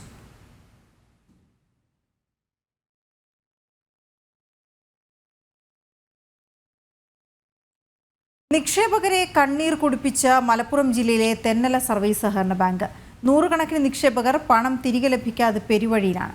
നഷ്ടത്തിലാണെന്ന് പറഞ്ഞ് കൈമലർത്തുകയാണ് മുസ്ലിം ലീഗ് ഭരിക്കുന്ന സഹകരണ ബാങ്ക് ഭരണസമിതി. ചെറിയ സംഖ്യ മുതൽ ലക്ഷക്കണക്കിന് രൂപ വരെ നിക്ഷേപിച്ച നിരവധി പേരാണ് ഇപ്പോൾ പണം തിരികെ ലഭിക്കാതെ ആത്മഹത്യയുടെ വക്കിൽ. സ്ഥലവും വീടും വിറ്റ പണവും സർക്കാർ സർവീസിൽ നിന്നും വിരമിക്കുമ്പോൾ ലഭിച്ച തുകയും മക്കളുടെ വിവാഹത്തിനും വിദ്യാഭ്യാസത്തിനുമായി വർഷങ്ങളോളം വിയർപ്പ് വറ്റിച്ച് അധ്വാനിച്ച പണവുമെല്ലാം സ്വരുക്കൂട്ടി നിക്ഷേപിച്ചവരുണ്ട് കൂട്ടത്തിൽ. നിക്ഷേപത്തുക തിരികെ ചോദിക്കുമ്പോൾ നഷ്ടത്തിലാണെന്ന് പറഞ്ഞ് കണ്ണടയ്ക്കുന്നു ബാങ്ക് ഭരണാധികാരികൾ. ഫ്ലാറ്റിന് കൊടുക്കണം, ഇന്നും എനിക്ക് വഴിയില്ല, കുട്ടികളോ ആരെങ്കിലും ഒക്കെ തന്നെ ഹരിചന്ദൻ എന്ന് പറഞ്ഞിട്ട് ഗുരുവായൂർ ആ ഫ്ലാറ്റിലാണ് നാം താമസിക്കുന്നത്. അപ്പോൾ ഇപ്പോൾ അവർക്ക് 15-ാം തീയതി 6,000 രൂപ കൊടുക്കാൻ ഇപ്പം എൻ്റെ കയ്യിലില്ല. അപ്പോൾ ഞാൻ കുട്ടികളോടൊക്കെ പറയുമ്പോൾ അവരൊക്കെ കുറേശ്ശെ തന്നിട്ടൊക്കെയാണ് ഞാൻ പണം കൊടുക്കുന്നത്. അപ്പോൾ അങ്ങനെയൊക്കെയുള്ള ഒരു മഹാവിഷമത്തിനും ചികിത്സിക്കാൻ പൈസ ഇല്ല, ഒന്നിനും എനിക്ക് പൈസ ഇല്ലാത്ത ഞാൻ സങ്കടപ്പെട്ടുകൊണ്ടിരിക്കുകയാണ്. 98 വർഷം സേവന പാരമ്പര്യമുള്ള ബാങ്ക് ലാഭത്തിലായിരുന്നു. എന്നാൽ ഭരണ നേതൃത്വത്തിന്റെ ക്രമക്കേടുകളും നിയമവിരുദ്ധമായി നൽകിയ ലോണുകളും തകർച്ചയിലെത്തിച്ചു. പതിറ്റാണ്ടുകളായി മുസ്ലിം ലീഗാണ് ബാങ്കിന്റെ ഭരണസമിതിയിൽ. ഇത് സാധാരണക്കാരായ ഒരുപാട് മനുഷ്യർ ജീവിത പ്രയാസങ്ങൾ അനുഭവിക്കുന്നവരാണ്. അധികവും സീനിയർ സിറ്റിസൺസ് ആണ്, രോഗികളാണ്. ഓപ്പറേഷന് ചികിത്സയ്ക്ക് പൈസ ഇല്ല, അതുപോലെ തന്നെ കുട്ടികളുടെ വിവാഹം നടത്താൻ പണമില്ല, അതുപോലെ കുട്ടികളുടെ വിദ്യാഭ്യാസത്തിന് പൈസ ഇല്ല, വീട് പണിക്ക് പൈസ ഇല്ല. എല്ലാം ഈ ബാങ്കിൽ നിക്ഷേപിച്ചതുകൊണ്ട് നഷ്ടപ്പെട്ടിരിക്കുകയാണ്. ഒരുപാട് ജീവിത പ്രയാസങ്ങൾ അനുഭവിക്കുന്നവരാണ് എല്ലാവരും, സാധാരണക്കാരായ ഈ നിക്ഷേപകർ. നിങ്ങൾക്ക് നോക്കിയാൽ അറിയാം, ആൾക്കാരെ കണ്ടാൽ മനസ്സിലാവുകയും ചെയ്യും. 1.5 കൊല്ലമായിട്ട് ബാങ്ക് അധികൃതർ പറയുന്ന ഈ ഞങ്ങളുടെ അടുത്ത് പണമില്ല എന്നാണ്. ഇടപാടുകൾ നടന്നിരുന്നു, ബാങ്ക് നഷ്ടത്തിലാണെന്ന വിവരം ഞങ്ങൾക്ക് പുറത്തറിയില്ലായിരുന്നു, അത് ഇവർ ഒളിച്ചു വെക്കുകയായിരുന്നു. മുഖ്യമന്ത്രി, പ്രതിപക്ഷ നേതാവ്, സഹകരണ മന്ത്രി, MP, MLA, Kerala bank director, ഇങ്ങനെ നിരവധി പേർക്ക് നിക്ഷേപകർ പരാതി നൽകിയിട്ടുണ്ട്. എന്നാൽ ഇന്നുവരെ നടപടിയൊന്നും ആയിട്ടില്ല. ഒരുപാട് നിക്ഷേപകരുടെ ജീവിതവും സ്വപ്നങ്ങളുമാണ് ഇവർ തല്ലിക്കെടുത്തിയത്. നിക്ഷേപിച്ച പണം തിരികെ ചോദിക്കുമ്പോൾ ബാങ്ക് അധികൃതർ കൈമലർത്തുന്നു. ക്യാമറമാൻ കൃഷ്ണകുമാറിനൊപ്പം ശിവദാസ് കന്മനം, ജനം, മലപ്പുറം. സംസ്ഥാനത്ത് SCRT സംസ്കൃതം റിസർച്ച് ഓഫീസറെ നിയമിക്കാതെ സംസ്കൃത ഭാഷയോട് സർക്കാരിന്റെ അവഗണന. റിസർച്ച് ഓഫീസർ തസ്തിക ഒഴിഞ്ഞുകിടക്കുന്നത് 1.5 വർഷമായി. പകരം ആളില്ലാതെ ആയതോടെ നിരവധി പദ്ധതികൾ പാതിവഴിയിലാണ്. ഉടൻ നടപടി വേണമെന്ന ആവശ്യവുമായി ദേശീയ അധ്യാപക പരിഷത്ത് രംഗത്ത് വന്നു. പാഠ്യപദ്ധതി പരിഷ്കരണവുമായി ബന്ധപ്പെട്ട പ്രവർത്തനങ്ങൾക്ക് നേതൃത്വം നൽകേണ്ട റിസർച്ച് ഓഫീസർ തസ്തികയാണ് കഴിഞ്ഞ 1.5 വർഷമായി ഒഴിഞ്ഞുകിടക്കുന്നത്. അടുത്ത അധ്യയന വർഷം പുറത്തിറങ്ങേണ്ട 2, 4, 6, 8, 10 ക്ലാസുകൾക്കായുള്ള സംസ്കൃതം അക്കാദമിക് ഓറിയന്റേഷൻ ക്ലാസുകളിലേക്കുള്ള പാഠപുസ്തകങ്ങളുടെയും അധ്യാപക സഹായികളുടെയും മേൽനോട്ടം വഹിക്കേണ്ടതും സംസ്കൃതം റിസർച്ച് ഓഫീസറാണ്. നടത്തിപ്പിന് ആളില്ലാതായതോടെ കടുത്ത പ്രതിസന്ധിയാണ് നിലവിലുള്ളത്. സംസ്കൃത പാഠപുസ്തകങ്ങളുടെ പരിഷ്കരണവുമായി ബന്ധപ്പെട്ട് നേതൃത്വം കൊടുക്കേണ്ട SCRTയിലെ റിസർച്ച് ഓഫീസറുടെ തസ്തിക 2 വർഷമായിട്ട് ഒഴിഞ്ഞുകിടക്കുകയാണ്. ഇത് സംസ്കൃത പാഠപുസ്തകങ്ങളുടെ പരിഷ്കരണത്തിലെ വലിയ അലംഭാവം സർക്കാർ കാണിക്കുന്നു എന്നുള്ളതിൻ്റെ തെളിവാണ്. അതുകൊണ്ട് അടിയന്തരമായിട്ട് SCRTയിൽ റിസർച്ച് ഉദ്യോഗസ്ഥരെ അല്ലെങ്കിൽ സംസ്കൃത വിഭാഗത്തിൻ്റെ റിസർച്ച് ഓഫീസറെ അടിയന്തരമായിട്ട് നിയമിക്കണം എന്നാണ് ദേശീയ അധ്യാപക പരിഷത്തിന് ആവശ്യപ്പെടാനുള്ളത്. 1 മുതൽ 12 വരെയുള്ള ക്ലാസുകൾക്കായുള്ള സംസ്കൃതം പാഠപുസ്തകങ്ങൾ, അധ്യാപക സഹായി, അധ്യാപകരുടെ പ്രിസർവീസ്, ഇൻ സർവീസ് ട്രെയിനിങ്, നടത്തിപ്പുകളടക്കം നിലച്ച മട്ടാണ്. റിസർച്ച് ഓഫീസറുടെ നിയമനം അനന്തമായി നീളുന്നത് വലിയ ആശങ്കയാണ് ഉളവാക്കുന്നത്. ജനം, തിരുവനന്തപുരം. വർക്കലയിൽ ആശാ വർക്കർമാർക്ക് വേതനം ലഭിക്കുന്നില്ല എന്ന് പരാതി. ശമ്പളം കിട്ടിയിട്ട് 3 മാസത്തോളമായി എന്ന് തൊഴിലാളികൾ പറയുന്നു. ചെമ്മരുതി കുടുംബാരോഗ്യ കേന്ദ്രത്തിന്റെ കീഴിൽ ജോലി ചെയ്യുന്ന ആശാ വർക്കർമാർക്കാണ് വേതനം മുടങ്ങിയത്. ക്യാൻസർ രോഗം ബാധിച്ചവർ ഉൾപ്പെടെയാണ് ഇവിടെ ആശാ വർക്കറായി ജോലി ചെയ്യുന്നത്. വർക്കല ചെമ്മരുതി ഗ്രാമപഞ്ചായത്തിലെ 32ലധികം വരുന്ന ആശാ വർക്കർമാരാണ് വേതനം കിട്ടാതെ ബുദ്ധിമുട്ടുന്നത്. കഴിഞ്ഞ 3 മാസത്തോളമായി വേതനം ലഭിക്കുന്നില്ലെന്നാണ് പരാതി.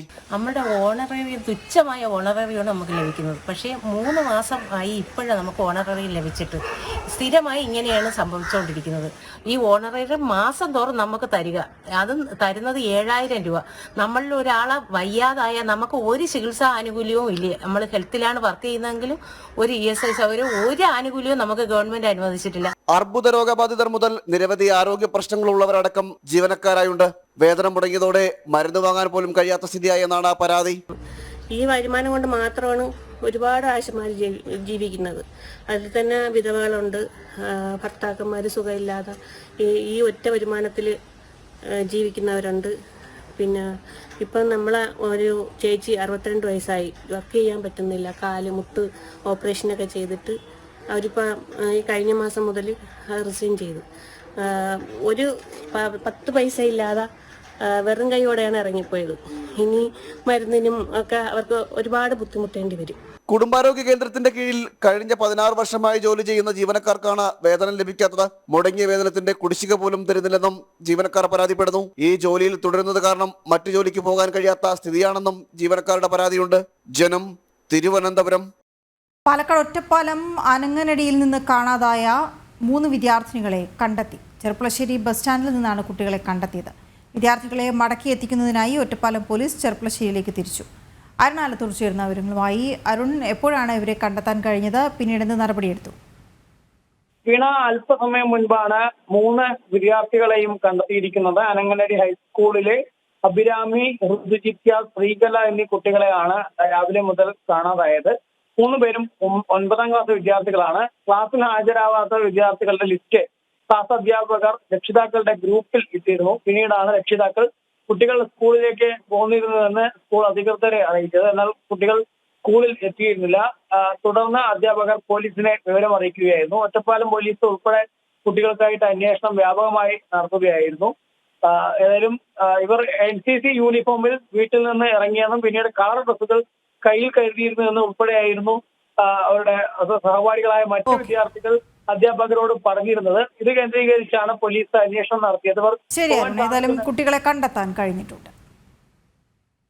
ഒല്ലൂർ SHOയെ കുത്തിയ അനന്തുമാരിക്കെതിരെ വധശ്രമത്തിന് കേസെടുത്തു. കൊലപ്പെടുത്തണമെന്ന ഉദ്ദേശത്തോടെ കത്തി ഉപയോഗിച്ച് കുത്തിയെന്നാണ് FIR. കുത്തേറ്റ SHO ഹർഷാദ് അപകടനില തരണം ചെയ്തു. കഴിഞ്ഞ ദിവസം വൈകിട്ടാണ് സംഭവം. യുവാവിനെ ആക്രമിച്ച കേസുമായി ബന്ധപ്പെട്ട് നിരവധി കേസുകളിൽ പ്രതിയായ അനന്തുമാരിയെ പിടികൂടാൻ എത്തിയപ്പോഴായിരുന്നു SHOയ്ക്ക് നേരെ ആക്രമണമുണ്ടായത്. മദ്യലഹരിയിലായിരുന്ന പ്രതി കയ്യിൽ കരുതിയ കത്തി ഉപയോഗിച്ച് ഒല്ലൂർ SHO TP ഫർഷാദിന്റെ ഇടതുതോളിന് മുകളിൽ കുത്തുകയായിരുന്നു. ഉടൻ കൂടെയുണ്ടായിരുന്ന പോലീസുകാർ ചേർന്ന് പ്രതിയെയും കൂടെയുണ്ടായിരുന്ന 2 പേരെയും കീഴ്പ്പെടുത്തി. പരിക്കേറ്റ ഫർഷാദിനെ ഒല്ലൂരിലെ സ്വകാര്യ ആശുപത്രിയിൽ എത്തിക്കുകയായിരുന്നു.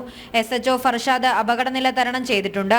ആക്രമണം നടത്തിയ പ്രതി അനന്തുമാരിക്കെതിരെ വധശ്രമത്തിനാണ് കേസെടുത്തിട്ടുള്ളത്. ജനം, തൃശൂർ. കോഴിക്കോട് മെഡിക്കൽ കോളേജിലെ വനിതാ PG ഡോക്ടറെ അപായപ്പെടുത്താൻ ശ്രമിച്ചെന്ന് പരാതി. ജോലി കഴിഞ്ഞ് ഹോസ്റ്റലിലേക്ക് പോകുന്നതിനിടെ 4-ാം തീയതി രാത്രിയാണ് സംഭവം. മെഡിക്കൽ കോളേജിലെ സുരക്ഷ വർദ്ധിപ്പിക്കണമെന്നാവശ്യപ്പെട്ട് PG അസോസിയേഷൻ പ്രിൻസിപ്പലിന് പരാതി നൽകി. സംഭവത്തിൽ അന്വേഷണം ആവശ്യപ്പെട്ട് പ്രിൻസിപ്പൽ മെഡിക്കൽ കോളേജ് പോലീസിലും പരാതി നൽകി. 4-ന് രാത്രി 8:45 PMSSY ബ്ലോക്കിലെ അത്യാഹിത വിഭാഗത്തിലെ ഡ്യൂട്ടി കഴിഞ്ഞ് പുതിയ PG ഹോസ്റ്റലിലേക്ക് പോകുന്നതിനിടെയാണ് സംഭവം. കാറിൽ ഒരു സംഘം പിന്തുടർന്നെത്തി അപമര്യാദയായി പെരുമാറിയെന്നും കാറിൽ കയറാൻ ആവശ്യപ്പെട്ടെന്നും PG ഡോക്ടർ പറയുന്നു. ആ സമയം തൊട്ടടുത്തുള്ള ഹോസ്റ്റലിലേക്ക് ഓടി രക്ഷപ്പെടുകയായിരുന്നു. സംഭവത്തെപ്പറ്റി അന്വേഷണം ആവശ്യപ്പെട്ടും പ്രദേശത്തെ സുരക്ഷ വർദ്ധിപ്പിക്കാൻ നടപടി ആവശ്യപ്പെട്ടും മെഡിക്കൽ പോസ്റ്റ് ഗ്രാജുവേറ്റ് അസോസിയേഷൻ പ്രിൻസിപ്പാളിന് പരാതി നൽകിയിട്ടുണ്ട്. രാത്രി സുരക്ഷാ സംവിധാനം ശക്തമാക്കുക, തെരുവുവിളക്കുകളും CCTVകളും സ്ഥാപിക്കുക, CCTV വഴി നിരീക്ഷണം ശക്തമാക്കുക എന്നിവയാണ് ആവശ്യം. ഇതിനെ തുടർന്ന് മെഡിക്കൽ കോളേജ് പ്രിൻസിപ്പാൾ പോലീസിലും പരാതി നൽകിയിട്ടുണ്ട്. ജനം, കോഴിക്കോട്. കോഴിക്കോട് എരഞ്ഞിപ്പാലത്തെ ലോഡ്ജിൽ യുവതിയെ കഴുത്ത് ഞെരിച്ച് കൊലപ്പെടുത്തിയ കേസിൽ പ്രതിയെ ലോഡ്ജിലെത്തിച്ച് തെളിവെടുത്തു. മലപ്പുറം വെട്ടത്തൂർ സ്വദേശിനി ഫസീലയാണ് നവംബർ 24-ന് എരഞ്ഞിപ്പാലത്തെ ലോഡ്ജിൽ വെച്ച് തിരുവില്ലാമല സ്വദേശി മുഹമ്മദ് സനൂഫ് കഴുത്ത് ഞെരിച്ച് കൊലപ്പെടുത്തിയത്. കൊലപാതകം നടന്ന് 4 ദിവസത്തിന് ശേഷം ചെന്നൈയിലാണ് സനൂഫിനെ പോലീസ് അറസ്റ്റ് ചെയ്തത്.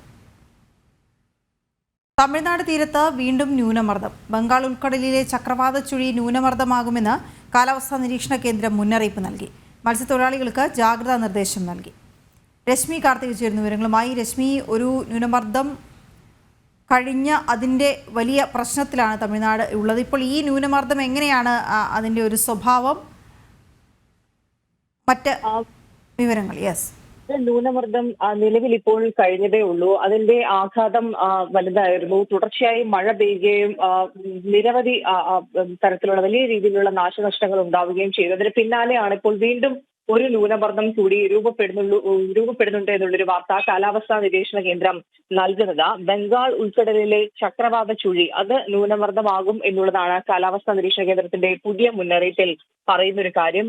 ഈ ന്യൂനമർദ്ദം വ്യാഴാഴ്ചയോടുകൂടിയാണ് തമിഴ്നാട് തീരത്ത് എത്തുക. അതുകൊണ്ട് തന്നെ മത്സ്യത്തൊഴിലാളികൾ പ്രത്യേകിച്ച് ജാഗ്രത പുലർത്തണം എന്നുള്ള നിർദ്ദേശമാണ് നൽകിയിരിക്കുന്നത്. മണിക്കൂർ 40 മുതൽ 50 കിലോമീറ്റർ വരെ വേഗതയിൽ കാറ്റ് വീശാനുള്ള സാധ്യതയുണ്ട്. ഉയർന്ന തിരമാലയ്ക്ക് സാധ്യതയുണ്ട്. അതുകൊണ്ട് തന്നെ ഈ ദിവസങ്ങളിൽ മീൻപിടുത്ത തൊഴിലാളികൾ ഒരു കാരണവശാലും കടലിൽ ഇറങ്ങരുത് എന്നുള്ളതാണ് നിർദ്ദേശത്തിൽ പറയുന്ന ഒരു കാര്യം. തീരപ്രദേശത്ത് താമസിക്കുന്നവരും പ്രത്യേക ജാഗ്രത പുലർത്തണം എന്ന് കാലാവസ്ഥാ നിരീക്ഷണ കേന്ദ്രത്തിന്റെ മുന്നറിയിപ്പിൽ പറയുന്നുണ്ട്.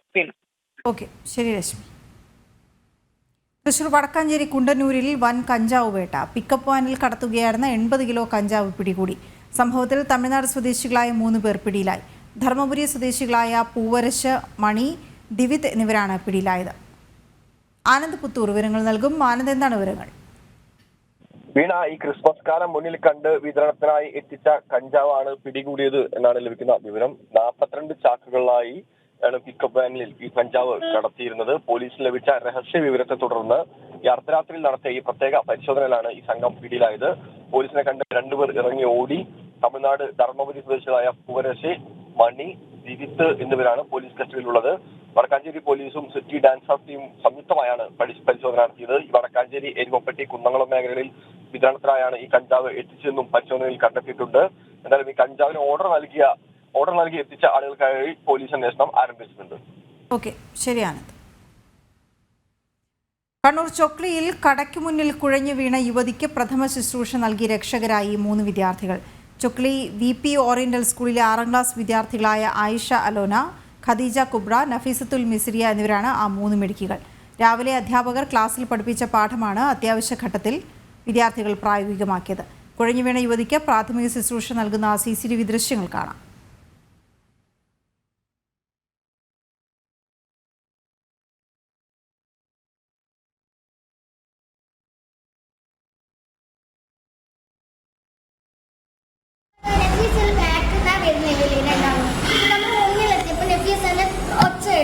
തിരിഞ്ഞു നോക്കിയപ്പോൾ ഒരു ചേച്ചി നമ്മൾ വരുമ്പോൾ ഇങ്ങനെ ആക്കുന്നുണ്ടായിരുന്നു. ഓട്ടോറിക്ഷ ഡ്രൈവറാണ് ഇങ്ങനെ നോക്കിയോണ്ട് നിൽക്കുന്നത്. നമ്മൾ മൈൻഡ് ചെയ്യാണ്ടായിരുന്നു, റോഡ് കടക്കാൻ പോകുന്നില്ല. അപ്പാടെ നഫീസ കൂക്കി കൊടുക്കുന്ന കേട്ട് നോക്കിയപ്പോൾ ആ ചേച്ചി അപ്പാടെ വീണെടുത്ത്. അപ്പാടെ ഞാനും ആയിഷയും ഓടിപ്പോയിട്ട് കാല് തടി കൊടുത്തു, നല്ലോണം കാലടി കൊടുത്ത്. ഇവൾ ആരെയോ ഒരു വണ്ടിയിൽ നിന്ന് കയ്യിൽ നിന്ന് ഓരോട് ചോദിച്ചിട്ട് ചാവി വാങ്ങിച്ച് കൈ പിടിച്ചു കൊടുത്ത്. എന്നിട്ട് ഞാൻ എന്നെ തടി കൊടുക്കുമ്പോൾ ഇവളെ കൈയെല്ലാം തടി കൊടുത്ത്, നമ്മളെല്ലാം തടി കൊടുത്ത്. അപ്പോൾ അവിടെ ആര് വെള്ളമൊന്നും കൊടുക്കുന്നില്ലായിരുന്നു. അപ്പോൾ നമ്മൾ അന്ന് ഏച്ചി വെള്ളം തരുമെന്ന് ചോദിച്ചു. അപ്പോൾ ഏച്ചി വെള്ളം തന്നെ. അപ്പോൾ നമ്മൾ കുറച്ച് കൊടുത്ത്. കുറച്ച് കഴിഞ്ഞപ്പോൾ അവൾക്ക് ബോധം വന്ന്. അപ്പോൾ നമ്മൾ ചോദിച്ചു ഏച്ചി ഇനി വേണോ? അപ്പോൾ ഒരു പറഞ്ഞ് വേണ്ടാന്ന് പറഞ്ഞു. അങ്ങനെ കുറേ കഴിഞ്ഞ് അപ്പോൾ അവിടെ ഏച്ചിക്ക് മെല്ലനെ ബോധം വന്നപ്പോൾ നമ്മൾ അവരെ എണീപ്പിച്ചിട്ട് പള്ളിത്തർക്കത്തിൽ കാത്തോലിക്ക ബാവയുടെ സമാധാന ആഹ്വാനത്തെ പിന്തുണച്ച് ഓർത്തഡോക്സ് സഭയുടെ കൂടുതൽ മെത്രാപ്പൊലീത്തമാർ രംഗത്തെത്തി. പ്രശ്നങ്ങളുള്ള പള്ളിയിൽ നിന്ന് ആരെയും ഒഴിവാക്കില്ലെന്നും നാളെ കൊച്ചിയിലെത്തുന്ന പാത്രിയാർക്കീസ് ബാവ സമാധാന ശ്രമങ്ങൾക്ക് നേതൃത്വം നൽകണമെന്നും ഓർത്തഡോക്സ് സഭ. അതേസമയം ഐക്യ ആഹ്വാനത്തെ ശുഭപ്രതീക്ഷയോടെ കാണുന്നുവെന്നും എന്നാൽ ലയനമല്ല പരിഹാരമെന്നും സഹോദര സഭകളായി മുന്നോട്ടു പോകാനാണ് താൽപ്പര്യമെന്നും യാക്കോബായ സഭയും വ്യക്തമാക്കി. ഇന്നലെയാണ് മലങ്കര സഭയിൽ വ്യവസ്ഥാപിത സമാധാനത്തിന് ആഹ്വാനം ചെയ്ത് ഓർത്തഡോക്സ് സഭ അധ്യക്ഷൻ ബസേലിയസ് മാത്യൂസ് കാത്തോലിക്ക ബാവ രംഗത്ത് വന്നത്. തുടർന്ന് കാത്തോലിക്ക ബാവയുടെ സമാധാന ആഹ്വാനത്തെ പിന്തുണച്ച് ഓർത്തഡോക്സ് സഭയുടെ കൂടുതൽ മെത്രാപ്പൊലീത്തമാർ എത്തി. പ്രശ്നങ്ങളുള്ള പള്ളിയിൽ നിന്ന് ആരെയും ഒഴിവാക്കില്ലെന്ന് യൂഹാനോൻ മോർ പോളികാർപ്പസ് അറിയിച്ചു. നാളെ കൊച്ചിയിലെത്തുന്ന പാത്രിയാർക്കീസ് ബാവ സമാധാന ശ്രമത്തിന് നേതൃത്വം നൽകണമെന്നും ഓർത്തഡോക്സ് സഭ ആവശ്യപ്പെട്ടു. സമാധാനത്തിനുള്ള ആഗ്രഹവും അഭിവാഞ്ചയും നമുക്ക് ഒരുമിച്ചുണ്ടാകണം. നിലവിൽ പ്രശ്നങ്ങൾ ഉണ്ടായിരിക്കുന്ന പള്ളികളിൽ 3 അങ്കമാലി ഭദ്രാസനത്തിലെ പള്ളികളാണ്. ആരെയും അവിടെ നിന്ന് ഒഴിവാക്കുവാൻ നാം ആഗ്രഹിക്കുന്നില്ല. നിങ്ങളുടെ ഇടയൻ എന്ന നിലയിൽ നാം ഒന്നായിരിക്കാൻ ആഗ്രഹിക്കുകയും ചെയ്യുന്നു. എന്നാൽ എല്ലാവരും ഒരുമിച്ച് വരണമെന്ന് നമുക്ക് അതിയായ ആഗ്രഹവുമുണ്ട്. അതിൻ്റെ വ്യവസ്ഥാപിതമായ നിയമവഴികൾ നമുക്ക് തള്ളിക്കളയുവാൻ സാധിക്കുന്നതല്ലല്ലോ. ഈ സാഹചര്യങ്ങൾ മനസ്സിലാക്കി ഗുണകരമായി പ്രതികരിക്കുവാൻ ദൈവാത്മാവ് നമ്മെ ഓരോരുത്തരെയും ശക്തരാകട്ടെ എന്ന് ആഹ്വാനം ചെയ്തുകൊണ്ട് അതേസമയം സമാധാന ശ്രമങ്ങളിൽ നിലപാട് വ്യക്തമാക്കി യാക്കോബായ സഭയും രംഗത്തെത്തി. ലയനമല്ല പരിഹാരമെന്നും സഭകൾ തമ്മിൽ സമാധാനമാണ് വേണ്ടതെന്നും കുര്യാക്കോസ് മാർ തിയോഫിലിസ് മെത്രോപൊലിത്ത പറഞ്ഞു. സഭാ പ്രശ്നത്തിന് ശാശ്വത പരിഹാരം വേണമെന്ന് ഏറ്റവും കൂടുതൽ ആഗ്രഹിക്കുന്നത് യാക്കോബായ സഭയാണ്. ഓർത്തഡോക്സ് സഭയുടെ ഐക്യത്തെ ശുഭപ്രതീക്ഷയോടെ കാണുന്നുവെന്നും 2 സഭകളും തമ്മിൽ ലയിക്കുന്നത് പ്രായോഗികമല്ലെന്നും മെത്രോപൊലിത്ത പറഞ്ഞു. 1 നൂറ്റാണ്ട് പഴക്കമുള്ള മലങ്കര സഭാതർക്കം ശാശ്വതവും നീതിപൂർവവുമായി പരിഹരിക്കപ്പെടണമെന്ന് ഏറ്റവും കൂടുതൽ ആഗ്രഹിക്കുന്നത് യാക്കോബായ സഭയാണ്. അതുകൊണ്ട് തന്നെയാണ് ഈ പ്രശ്നം തീർക്കുവാനും പരിഹരിക്കപ്പെടുവാനും സഭ ആഗ്രഹിക്കുന്നത്. വളരെ ശുഭപ്രതീക്ഷയോടുകൂടിയാണ് സഭ ഇതിനെ കാണുന്നത്. എന്നാൽ ഈ ഐക്യം എന്നതുകൊണ്ട് ഒരു ലയനമാണ് ഉദ്ദേശിക്കുന്നതെങ്കിൽ അവിടെ ആണ് നമ്മൾ ശ്രദ്ധയോടെ മുന്നോട്ട് പോകേണ്ടത്. ഈ മലങ്കര സഭാ പ്രശ്നം ശാശ്വതമായി പരിഹരിക്കപ്പെടണമെങ്കിൽ 2 സഹോദരീ സഭകളായി പരസ്പരം സഹകരിച്ച് പരസ്പരം അംഗീകരിച്ച് വ്യവഹാരങ്ങളും തർക്കങ്ങളും അവസാനിപ്പിച്ച് മുന്നോട്ട് പോവുക എന്നുള്ളതാണ് ഏറ്റവും ശാശ്വതമായ പരിഹാര മാർഗമെന്ന് പറയുന്നത്. ശ്രേഷ്ഠ കത്തോലിക്ക ബസേലിയസ് തോമസ് പ്രഥമൻ ബാവയുടെ 40ാം ശ്രാദ്ധ ദിനത്തിൽ പങ്കെടുക്കാനാണ് അന്ത്യോക്യ പാത്രിയർക്കീസ് പരിശുദ്ധ ഇഗ്നാത്തിയോസ് അപ്രേം രണ്ടാമൻ നാളെ കൊച്ചിയിലെത്തുന്നത്. പാത്രിയർക്കീസ് ബാവ കൂടി എത്തുന്നതോടെ ഐക്യചർച്ചകൾക്ക് തുടക്കമിടാനാകുമെന്നാണ് ഇരുസഭകളും പ്രതീക്ഷിക്കുന്നത്. ജനം, കൊച്ചി. ഉച്ചവാർത്ത പൂർണ്ണമാകുന്നു. ഇടവേളയ്ക്ക് ശേഷം ന്യൂസ് at 2 PM കാണാം. നമസ്തേ.